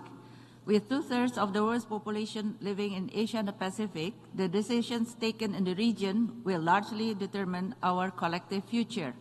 The region accounts for nearly half of the world's economic activity, owing to its large, young, healthy, and educated labor force, availability of capital, and widespread introduction of technology. Millions have been lifted out of poverty, out of our 53 members, only 1 remains low income. Out of the original 14 least developed countries, only 5 will remain by the decade's end. Despite the various divides and uneven progress towards sustainable development, its trajectory has undeniably been a success. A future with even greater possibilities, however, calls for a transformative change to this model of development. Given its significant economic size, the region must reduce its carbon emissions through every means possible. With the median age expected to reach 40.5 by 2050, those above 65 will account for a fifth of the total population by 2050. Without further expansion of labor force, we must now fully draw upon the resources that we already have, including women, seniors with the interest in remaining in the workforce, and persons with disabilities. With the anticipated drawing down of savings and pensions by retirees and increased demand for social safety nets, an equitable social security system must be established while we are still benefiting from the demographic dividend. Addressing financing gaps as well as debt servicing and mobilization of private sector investment now will be critical. Given the declines in labor force as well as domestic savings, improvement in the quality of life will increasingly depend on the harnessing of technology. Equitable access to new technology, including AI, will shape our collective future. Robust governance and universal connectivity are prerequisites to this inclusive technological transformation. Mr. President, ladies and gentlemen, our future depends on the potential that we invest in our youth. They must see possibilities, participate in decision-making, and seize opportunities before them. As the Regional Commission for Asia and Pacific, we identify emerging issues and propose solutions, among others, on energy transition pathway, sustainable financing, and inclusive businesses. We must pass on a future with even greater possibilities to the next generation, and we stand ready to support the implementation of the Pact of the Future. Thank you very much. I thank the distinguished representative of the Economic and Social Commission for Asia and the Pacific, and now I give the floor to the distinguished representative of the Economic Commission for Europe.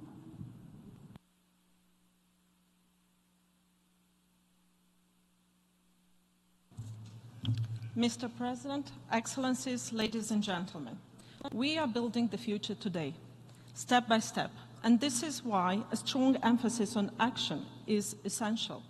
We have agreements in place, we have now the Pact for the Future, and it is really the time to implement them. But first, looking at these days' developments, including this morning discussions, it seems right to be reminded for whom we are doing this. We are doing this for the children and youth of today, for our future generation. A generation that hopefully would know to agree better than we do, or that we did today, when matters are concerning the survival of our planet or the sustainability of our future. That is why I believe that our work on education for sustainable development, a comprehensive program on which at UNICE we have been intensively working for over 10 years, should be prioritized, so that when the youth of today will have to take decisions tomorrow, they will know to put environment and social concerns first before economic or political gains. I encourage you all to do the same, to invest and support education for sustainable development. Dear colleagues, the success of our commitments for the future depends on us, yes, but it also depends on our understanding of the need to have an inclusive approach. The actions are taken by people of all ages, by women and men, by communities, by local and regional authorities in the first place. They are on the front lines. Enabling them, trusting them, and partnering with them in the Pact of the Future implementation is not only a way to be successful, but it is the only way. In 2 weeks' time in Geneva, we will convene the City Summit of the Future. It's a unique platform in the UN, a forum of mayors, where they come in their own capacity, not as part of governmental delegations, really to discuss and agree how to implement the Pact in a very practical way, addressing challenges of urbanization, social housing, or mobility. And I'm confident that the final statement to the mayors will be one to serve both as a roadmap but also as an inspiration for some of our global commitments. That is why, once again, I would like to reiterate that action is required, and it is required at multiple levels, partnering with both public and private sector, involving international, regional and national actors, local communities and individuals. A third and final observation. Being a regional commission, an economic commission, UNICE, with a very strong normative footprint, reaching globally when it comes to transboundary water management, air quality, environmental impact assessment, industrial accidents, road safety, transport, classification of critical minerals, there is one thing we understand, that our biggest challenge remains to be the competition over natural resources. A competition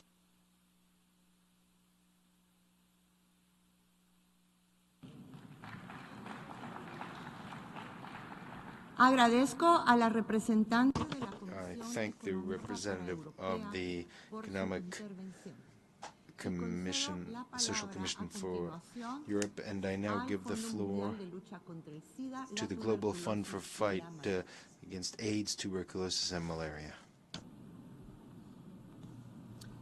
Excellencies, as a worldwide partnership to defeat HIV, tuberculosis, and malaria, the Global Fund welcomes the Pact for the Future that shines a spotlight on the urgency of increasing efforts to achieve the 2030 Agenda and to accelerate progress towards better health for all. We applaud the leadership of Namibia and Germany in co-facilitating the Pact of the Future process, including engaging with civil society and communities. Only a pact that champions multilateralism and empowers communities and civil society to be meaningfully involved in global governance can safeguard our collective future. In a world where about 4.5 billion people, more than half of the global population, are not fully covered by essential health services, we know that health is fundamental to eradicate poverty, achieve gender equality, economic growth, and to ensure peaceful societies. Now is not the time to shy away from our commitments, but to take advantage of every opportunity to bolster progress towards universal health coverage and raise the bar so we can ensure a healthy future for all. Now more than ever, we need to ensure that global health stays at the center of the international agenda. We hope that the Pact can help elevate our common aspirations for better health and well-being of present and future generations. We applaud the Pact's focus on climate change as an existential issue of our time, in fact, the biggest global health challenge of our time. The phenomenon is destabilizing the foundations of human health, deepening inequalities, and leading to the emergence of and spread of infectious diseases. Ramping up our collective response is an urgent imperative in today's challenging context of interconnected crises. We commend the focus on closing the SDG financing gap. As a unique partnership of government, civil society, the private sector, and people affected by the diseases, the Global Fund stands ready to step up the fight to achieve global goals and to prepare for and respond to future risks. The Global Fund is an example of the transformative power of communities and civil society, a partnership powered by equity.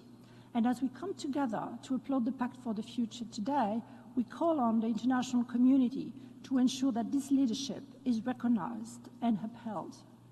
We hope that the Pact for the Future and the urgency and enormity of current challenges will continue to push the global community to find a new course, one that can broaden and deepen multilateralism to create a more healthy, fair, and peaceful world for today and for all future generations.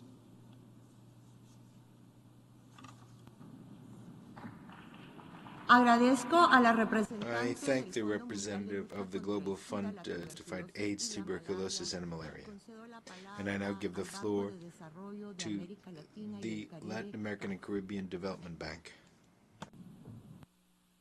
Excelencias, es un honor Excellencies, it's an honor to deliver this message on behalf of the CAF, the Development Bank of Latin America and Caribbean, as an observer organization of the United Nations. We are committed with the provisions of the Pact for the Future and the Digital Pact adopted this morning, specifically the adjustments in the international financial system that was referred to. The hope of new generations and the well-being of the population of the planet require rapid and decisive action. Echoing the invitation to this summit convened by Secretary General to decide on what to do and focus on how, rather. We believe it's important for multilateral development banks and regional ones to be strengthened at all levels and to be able to meet current challenges. For this, the international financial architecture must be efficient in deployment of greater resources to achieve sustainable development. The Global South requires differentiated approaches, innovative, flexible solutions with appropriate financing to confront the triple transition. The size and characteristics of current challenges were not could not be predicted when the SDGs were established. I'm talking about the high level of indebtedness, climate change, and the pandemic. And of course, we in the Development Bank believe that if we had greater capital, we could have the potential to increase resources. It could be a reliable channel to provide financing to meet specific challenges. Thirdly, to generate efficient programs to those who most need it. We will continue with our role to assist countries by optimizing their tax systems, easing their debt burden, and improving investments. As the CAF is ready to take its part in implementing the renewed agenda that has been discussed at this summit to contribute to the well-being of future generations. Thank you very much. I thank the representative of the Caribbean and Latin American Development Bank, and I give the floor to the International Labour Organization.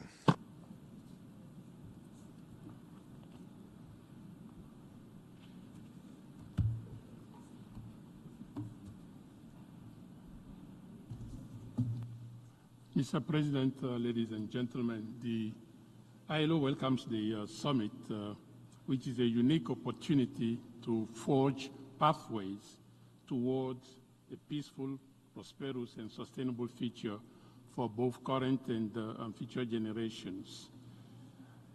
In our interdependent world, no country can solve global issues alone. Multilateral cooperation is critical, not only to tackle global challenges, but also to advance the national interests of each and every country. This is essential for the world of work. The world needs a more equitable distribution of economic benefits, more inclusive labor markets, and the universal access to social protection. This requires the multilateral system to work together and the involvement of non-state actors, including workers and employers' organizations. Allow me to recall the ILO Constitution says no lasting peace could be attained without social justice. Hence, ILO, with all its constituents, including the workers and employers organization, embrace the ambition of the UN Pact for the Future, including the necessity and the necessary reforms of the global governance and the financing for development agenda. I would like to specifically recall that in 2023, 20% of young people were neither in employment, nor in education, nor in training. and that as we are speaking, 3.8 billion people have no access to any single social protection. And over 2 billion people are struggling to make a living in the informal economy. With the adoption of the UN Pact for the Future, you can count on the ILO, as we have done in the past 100 years, to continue to fight for access to decent work and social justice for all, especially the most vulnerable, as it's critical for lasting peace and sustainable development. Thank you. Agradezco. I thank the representative of the International Labour Organization, and I give the floor to the South Asian Association for Regional Cooperation.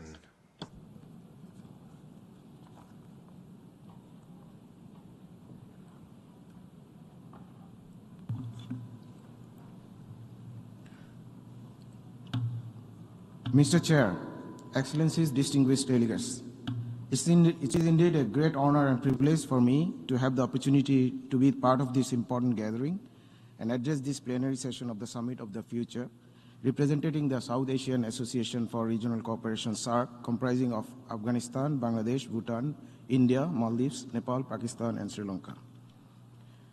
Achieving the post-2015 development agenda, including all the sustainable goals, in the remaining period of 2030 will require an ambitious, comprehensive, holistic, and transformative approach with respect to the means of implementation, synergizing the different means of implementation. It is required enhanced and revitalized global partnership in addressing the shared resources and investment gaps. Regionalism can play a crucial role in the endeavor to achieve the accelerated SDGs. It is through the regional cooperation that we can harness our collective strength, share best practices, and address the specific need of our communities. Each region has its own cultural, economic, and environmental context, and it is essential that we tailor our approaches to fit these diverse landscapes. By fostering the regional partnership, we can create a synergies that amplify our efforts and drive a meaningful progress towards SDGs. We need to secure the significantly enhanced level of resources allocation by combining the traditional development assistance and innovative financing solutions. Development partners must meet the place of the official development assistance, and while doing that, must avoid the double counting of the resources and both climate and development financing. In the meantime, there is a strong need to recognize the importance of addressing the diverse needs and challenges faced by the countries in special situation, in particular the least developed countries and the countries in transition to the middle income. This group of countries are the most vulnerable and resource-constrained group of countries, need enhanced global support to overcome the structural challenges they face for the achievement of the Sustainable Development Goals. Such support should be provided on multiple fronts in synergetic manner, including development assistance, market access, technology transfer, FDI, and debt relief. Mr. President, the linkage between the global prosperity and South Asia, which forms nearly 1/4 of the humanity, cannot be overemphasized. The region, being highly vibrant and diverse, holds an immense potential for global prosperity.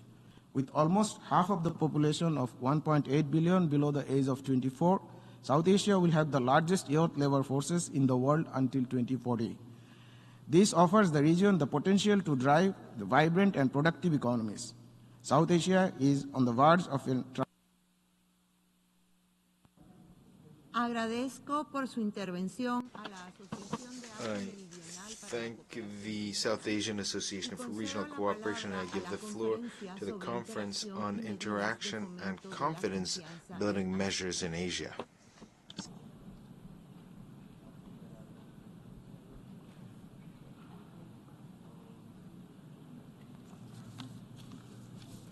Dear President of the General Assembly, distinguished leaders, esteemed delegates, it is both privilege and profound responsibility to address this high-level gathering.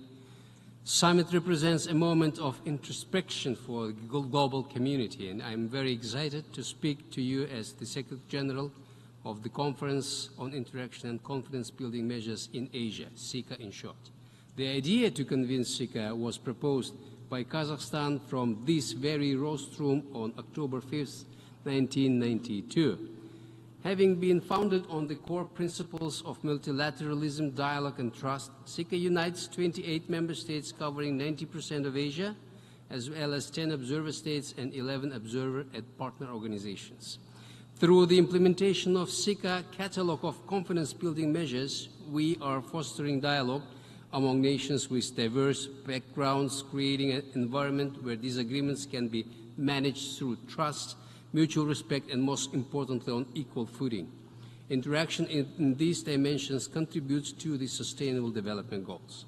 Having reached a mature level of institutional development, SICA has permanent institutions like Youth Council, Business Council, Think Tank Forum to discuss common issues, challenges, and ways to address them. In 2022, the SICA Fund was established in order to mobilize funding to implement projects in a wide range of areas. Excellencies, let me outline the initiatives of President Tokayev of Kazakhstan, which is the current chair within the SICA framework. The SICA Ministerial Conference on Environmental Issues, held on August 28 this year, adopted a high-level statement that reflects member states' dedication to advancing collaboration and addressing critical environmental issues. In a few days, we will organize a rally of volunteer movement leaders from SICA countries under the Youth Council. The partnership network of leading universities of SICA will be established rather soon in December at the Ministerial Council meeting in Baku. Member states currently discussing two other ideas, creating the Council on Sustainable Connectivity to address global economic challenges and transforming the Finance Summit into a permanent platform to strengthen cooperation among financial sectors of our member states. Esteemed delegates, organizations like SICA are crucial in addressing global challenges at the regional level and can serve as a valuable outreach platform for the UN. This summit of the future gives us the opportunity to rethink our structures, reassess our priorities, and, importantly, to strengthen our mechanisms for cooperation. Together we can build a resilient, equitable, and sustainable future. I thank you. I thank the representative of the Conference on Interaction and Confidence Building Measures in Asia, and I now give the floor to the Shanghai Cooperation Organization.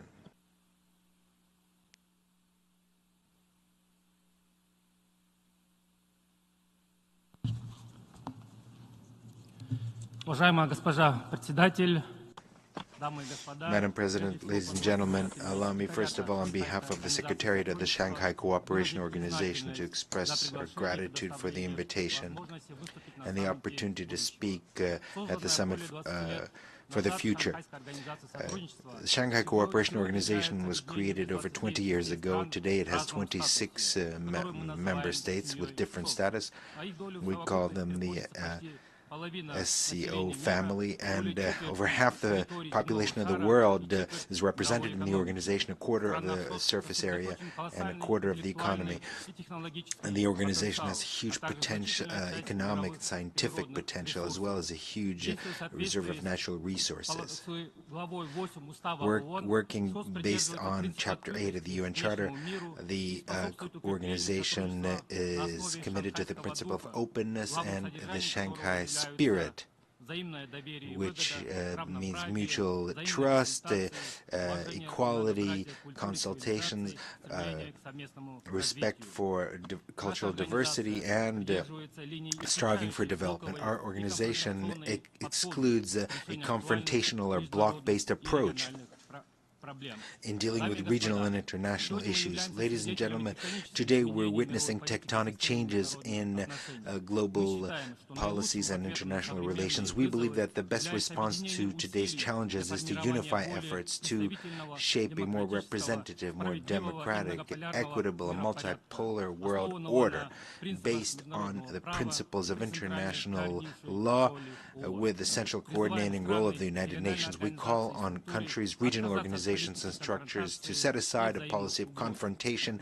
and mutual threats. It's important to establish honest, open dialogue to unify our efforts to effectively counteract the challenges that are common to for all of us. In this context, this summit is extremely timely. At the Astana summit of the organization in July of this year, an initiative was adopted for unity, for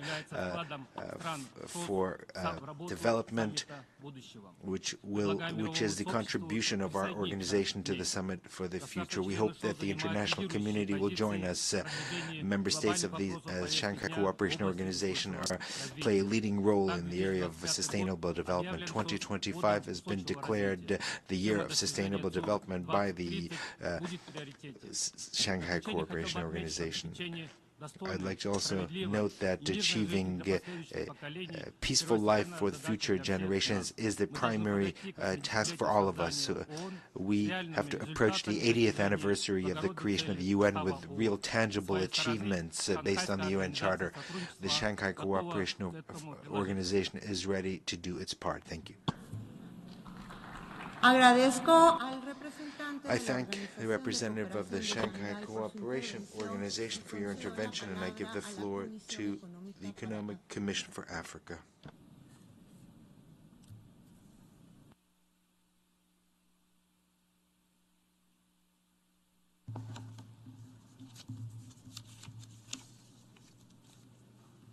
Mr. President, Excellencies, I'm honored to address you on behalf of the United Nations Economic Commission for Africa.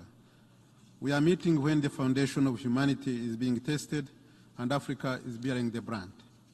Multiple crises have exacerbated the challenges of finance, debt, climate, and energy. 21 African countries are in or at high risk of debt distress, and public debt has increased by over 180% since 2010 and currently exceeds over 60% of GDP. Basic social expenditures are being crowded out, and there is limited access to long-term concessional finance. Furthermore, unprecedented climate effects are costing up to 5% of Africa's GDP annually. Yet, we cannot attract sufficient investments because the rules of engagement of global rating agencies do not favor Africa.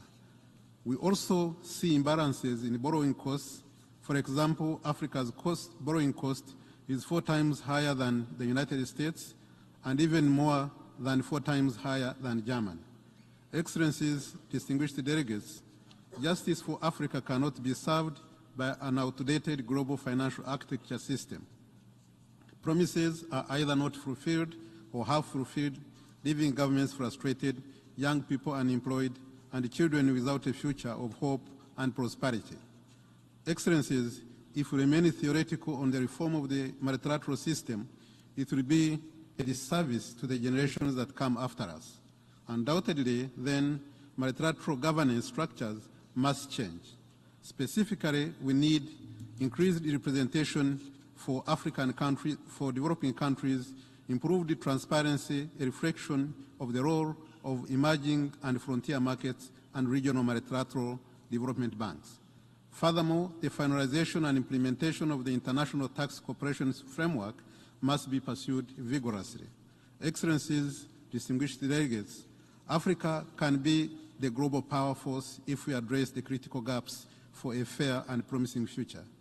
We must take deliberate steps to invest in our youth because 1 in 3 young people globally will be African by 2050. Therefore, investments in modernizing education systems, increasing skills in STEM, and integrating TVET in education systems is necessary. And the Global Digital Compact can offer Africa a level playing field. But we must build the necessary infrastructure to take full advantage of this. As I conclude, this is our once-in-a-lifetime chance to demonstrate to the future generations that we got it right. It is my belief that we can make it count. I thank the representative of the Economic Commission for Africa, and I give the floor to the representative of the International Olympic Committee.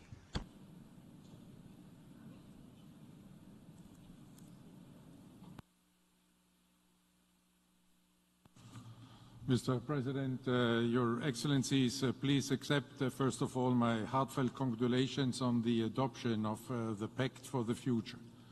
In particular, I would like to thank you for recognizing the role of sport as an important enabler and indeed accelerator to achieve the UN Sustainable Development Goals.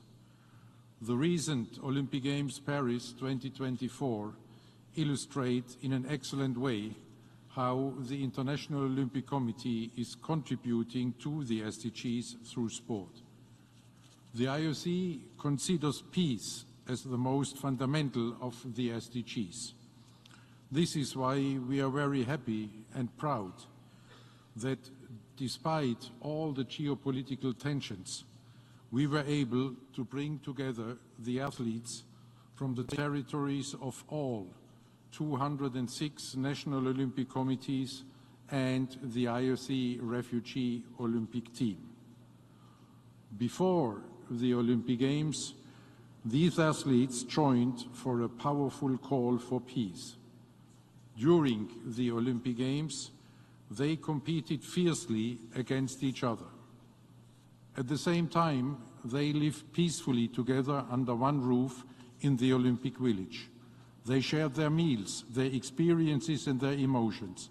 They respected each other with no incidents or discrimination whatsoever, even if their countries are at war.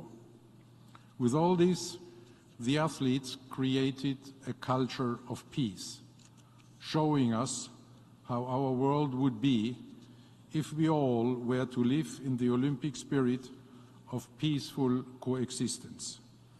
There were many other achievements with regard to the UN SDGs. These Olympic Games were the first ever Olympic Games with full gender parity.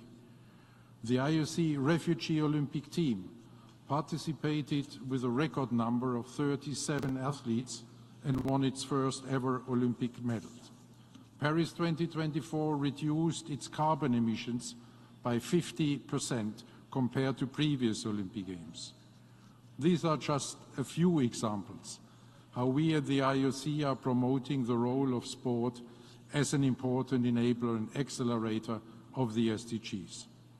We are ready to continue and strengthen this contribution of sport in the framework of the Pact for the Future, because this pact perfectly reflects our Olympic motto, faster, higher, stronger, together.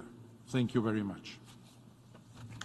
I thank the representative of the International Olympic Committee, and I give the floor to the Inter-American Development Bank.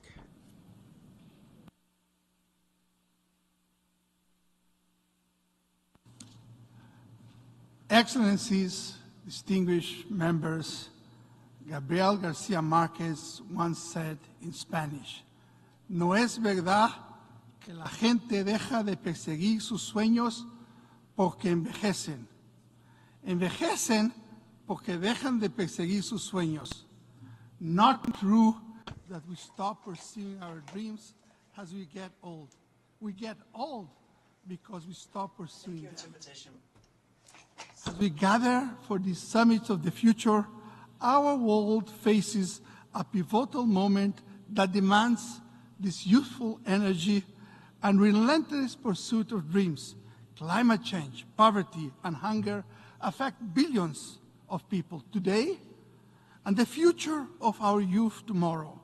Even with drastic emission cuts, global economic output could shrink 19% by 2050. As climate change accelerates biodiversity loss, creating a harmful feedback loop exemplified by historic drought in the Amazon. While 2/3 of the population is under 30, 20% of young people are not working, studying, or training. In Latin America and the Caribbean, over half of the young people who are still poor. And globally, 828 million people suffer from chronic hunger, mostly women and children. But as Garcia Marquez said, a youth-like pursuit of dreams and possibilities can help turn these challenges into opportunities.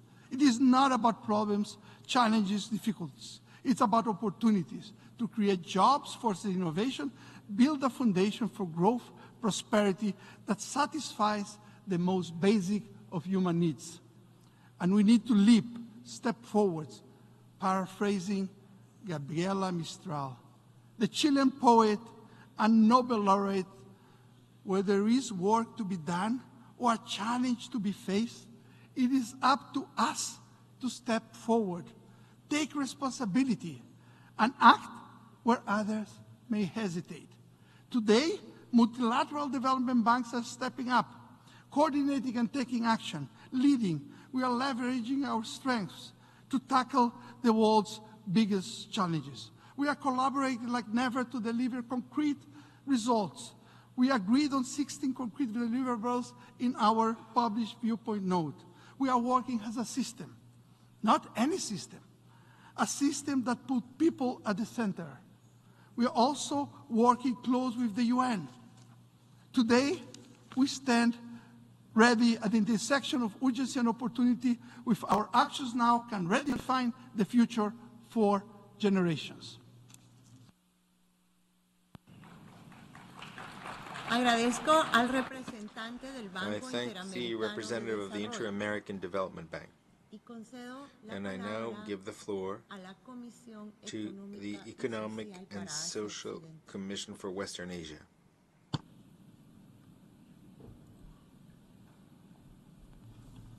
Excellencies, ladies and gentlemen, I stand on existing protocols and commend the Secretary General of the United Nations and his team for convening this important session.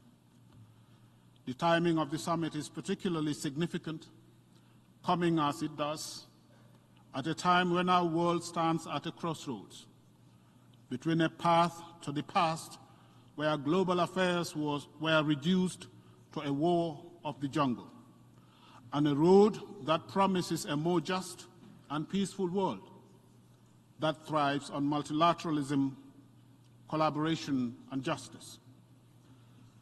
Excellencies, let us be frank with ourselves and ask the question, what is new in the Pact for the future? The answer, Excellencies, is that there is hardly anything new in the Pact that we have not committed ourselves to in the past under the UN and other frameworks. The fact that we have come back to the same old commitments suggests that we still need greater political will to deliver on the good promises.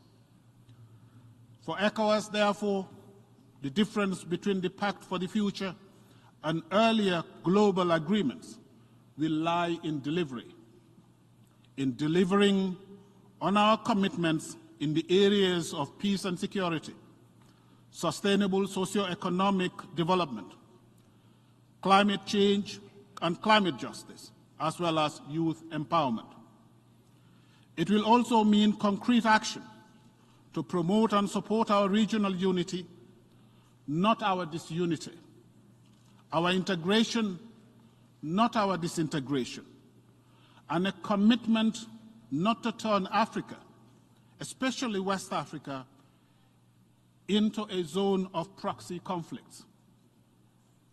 If we fail to deliver once again, history will look back to this summit, not as the summit of the future, but a summit of the past. This is the choice before us. I thank you for your attention.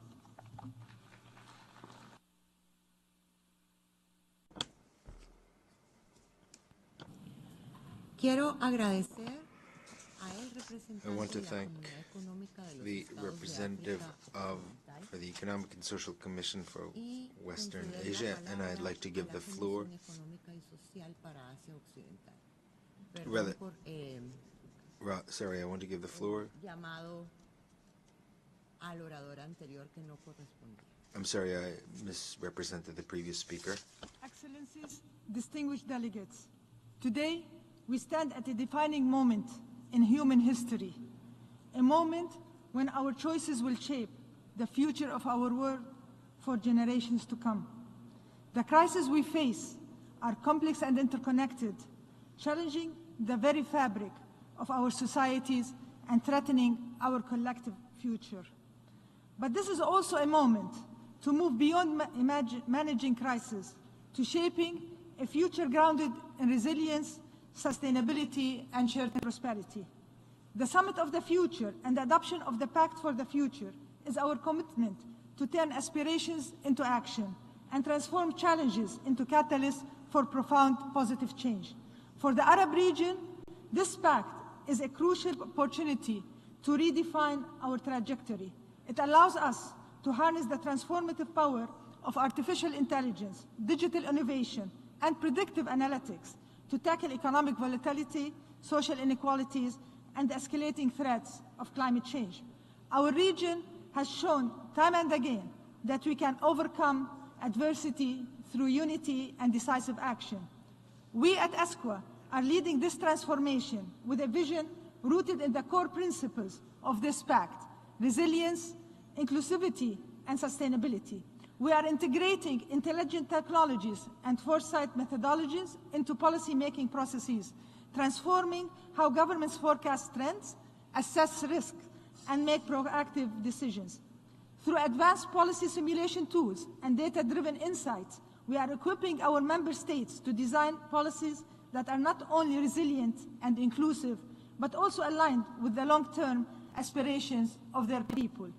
Our commitment to climate action is embedded in the Arab Climate Resilience Initiative, where we use these innovative technologies to develop robust adaptation and mitigation strategies.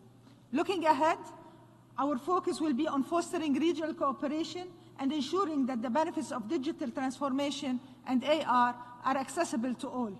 We will champion the development of inclusive digital economy that empower youth and women, driving the economic diversification essential for the long-term stability and prosperity of the Arab region. Excellencies, this is our moment to act with vision and courage, to turn the promise of the Pact for the Future into a reality that resonates with the aspiration of all people in the Arab region and beyond. Let us seize this opportunity to build a future that is not just better, but transformational, a future where technology and human values converge to create a world that is just, equitable, and sustainable for all. Thank you. I thank the representative of the Economic and Social Commission for Western Asia. And I now give the floor to the Common Fund for Commodities.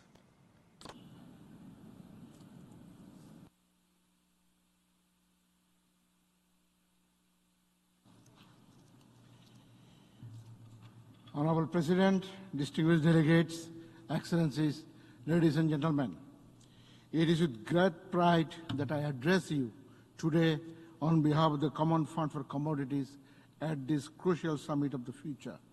We come from the innovation rich, the Netherlands. We stand here at a defining moment in history where commodities must be transformed from mere resources into powerful catalysts for sustainable development, justice, and ethics within global value chains. Commodity dependence remains a significant challenge for developing countries, with 101 of 191 UNCTAD member states relying on primary commodities for over 60% of their exports, particularly in the great continent of Africa, where this figure reaches as high as 90%. Our pledge to reshape the world's financial architecture with concessional and de-risk finance is more critical now than ever, as it holds the key to unlocking these vital goals. Commodities are the lifeblood of many economies, especially in developing nations, where billions of smallholder farmers at the lowest income levels depend on commodities and commodity-related jobs for their livelihoods. Commodities have the potential to fuel sustainable economic growth, generate jobs, and provide vital revenues while paving the way for a greener, more equitable world. Yet when mismanaged, these very commodities can become sources of environmental devastation, social injustice, and economic fragility. Therefore, it is our moral duty to ensure that justice and ethics are woven into every step of the commodity value chain, transforming them into forces that uplift the societies, contribute meaningfully to the SDGs. The Common Fund has been a vital partner in supporting commodity-dependent countries through numerous projects. Since the adoption of our base of pyramid approach, the CFC has supported 127 projects in least developed countries alone, with a total value of about 189 million and with a direct contribution of US dollar 105 million. These projects have created jobs, improved the livelihoods of countless farmers and smallholders. For example, in Kenya, 10 Census Africa Limited, the world's first fair trade certified macadamia nut company, expects to reach 10,000 new smallholder farmers with Agradezco por su intervención al representante. I thank the representative of the Common Fund for Commodities for his statement. And I now give the floor to the African Development Bank Group.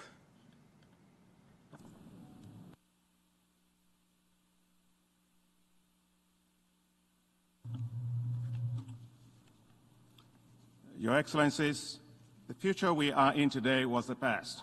The future we build for tomorrow must be based on better decisions taken today. Building that future for Africa requires more than reform of the global financial architecture. We need new institutional support systems to build a more solid and resilient future for Africa. First, we must tackle the biases in the current global credit rating systems that leads to higher costs of accessing capital for Africa than other parts of the world. The establishment of the Africa Credit Rating Agency, called for by the African Union, is critical to achieving this. Second, the global financial system does not protect Africa from contagious effects of global financial shocks. Africa is the only region of the world without a financial safety net. That's why it's critical to establish the African Financial Stability Mechanism to provide safety net for Africa. Third, we must address risks facing Africa in leveraging greater private sector financing. That's why the African Development Bank is pulling all its guarantee instruments into an African Insurance and Guarantee Agency that will deploy risk instruments at scale to bring more investments to Africa. Fourth, we must tackle the rising insecurity in Africa and the rising expenditures on security, which are displacing financing for development. To achieve this, the African Development Bank is working with the African Union to establish security index investment bonds that will be used to tackle the reconstruction of areas damaged by conflicts. And finally, Africa's vast forests, biodiversity, and carbon sinks are the key for saving the world. It is time to properly value the green assets of Africa and include that in the GDP of Africa. Africa must move from being green and cash poor to being green rich through proper valuation of its natural capital in its GDP. These foundations will assure a much richer and wealthier Africa for future generations. They will build wealthier and a more resilient Africa and move it into a future with sound financial structures to bolster its development. The future is Africa's, and we will take it on boldly. Thank you very much. I thank the representative of the African Development Bank Group, and I give the floor to the United Nations Capital Development Fund.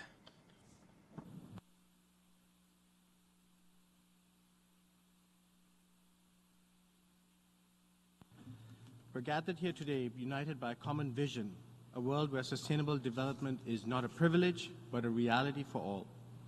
Public finance is insufficient to deal with the severity of constrained global fiscal spaces with economic, social, climate, and environmental crises that affect current and future generations. The SDG financing gap continues to widen, threatening to leave behind those below the poverty line, further marginalizing last-mile contexts that most need our support, particularly least developed countries, small island nations, and many other fragile settings.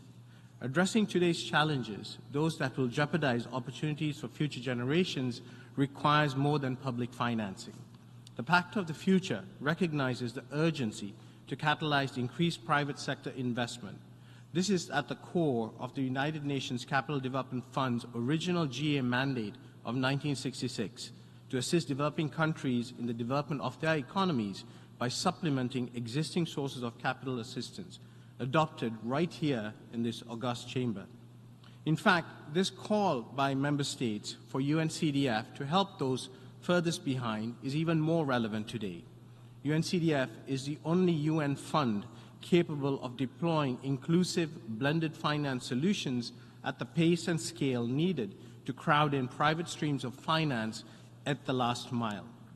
We are responding to this call by enhancing our unique capabilities to amplify the impact of the United Nations system and the wider development community. As a non-credit rated hybrid development and finance institution, UNCDF is designed to absorb and reduce the high risks that make access to sustainable capital simply unattainable.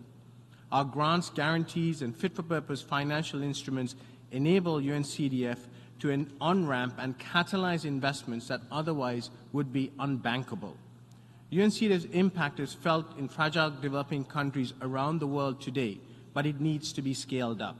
Our performance-based instruments are tied to tangible results, ensuring that scarce donor funding pays for only what works. Every dollar that we invest in local currency not only supports today's needs, it paves the way for long-term prosperity that builds on public-private partnerships. In fact, if UNCDF did not exist today, it would be created as a disruptor to foster a more inclusive development finance system. This is the role that UNCDF can play within UN System 2.0.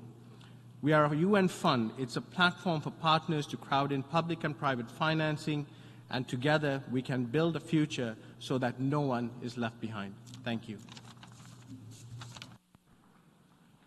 I thank the representative of the United Nations Capital Development Fund, who is the last speaker of this session. The next session of the Summit of the Future will take place tomorrow, Monday, September 23rd at 9 a.m. And we will hear those who have inscribed their name on the list of speakers for that session. The meeting is adjourned. Gracias.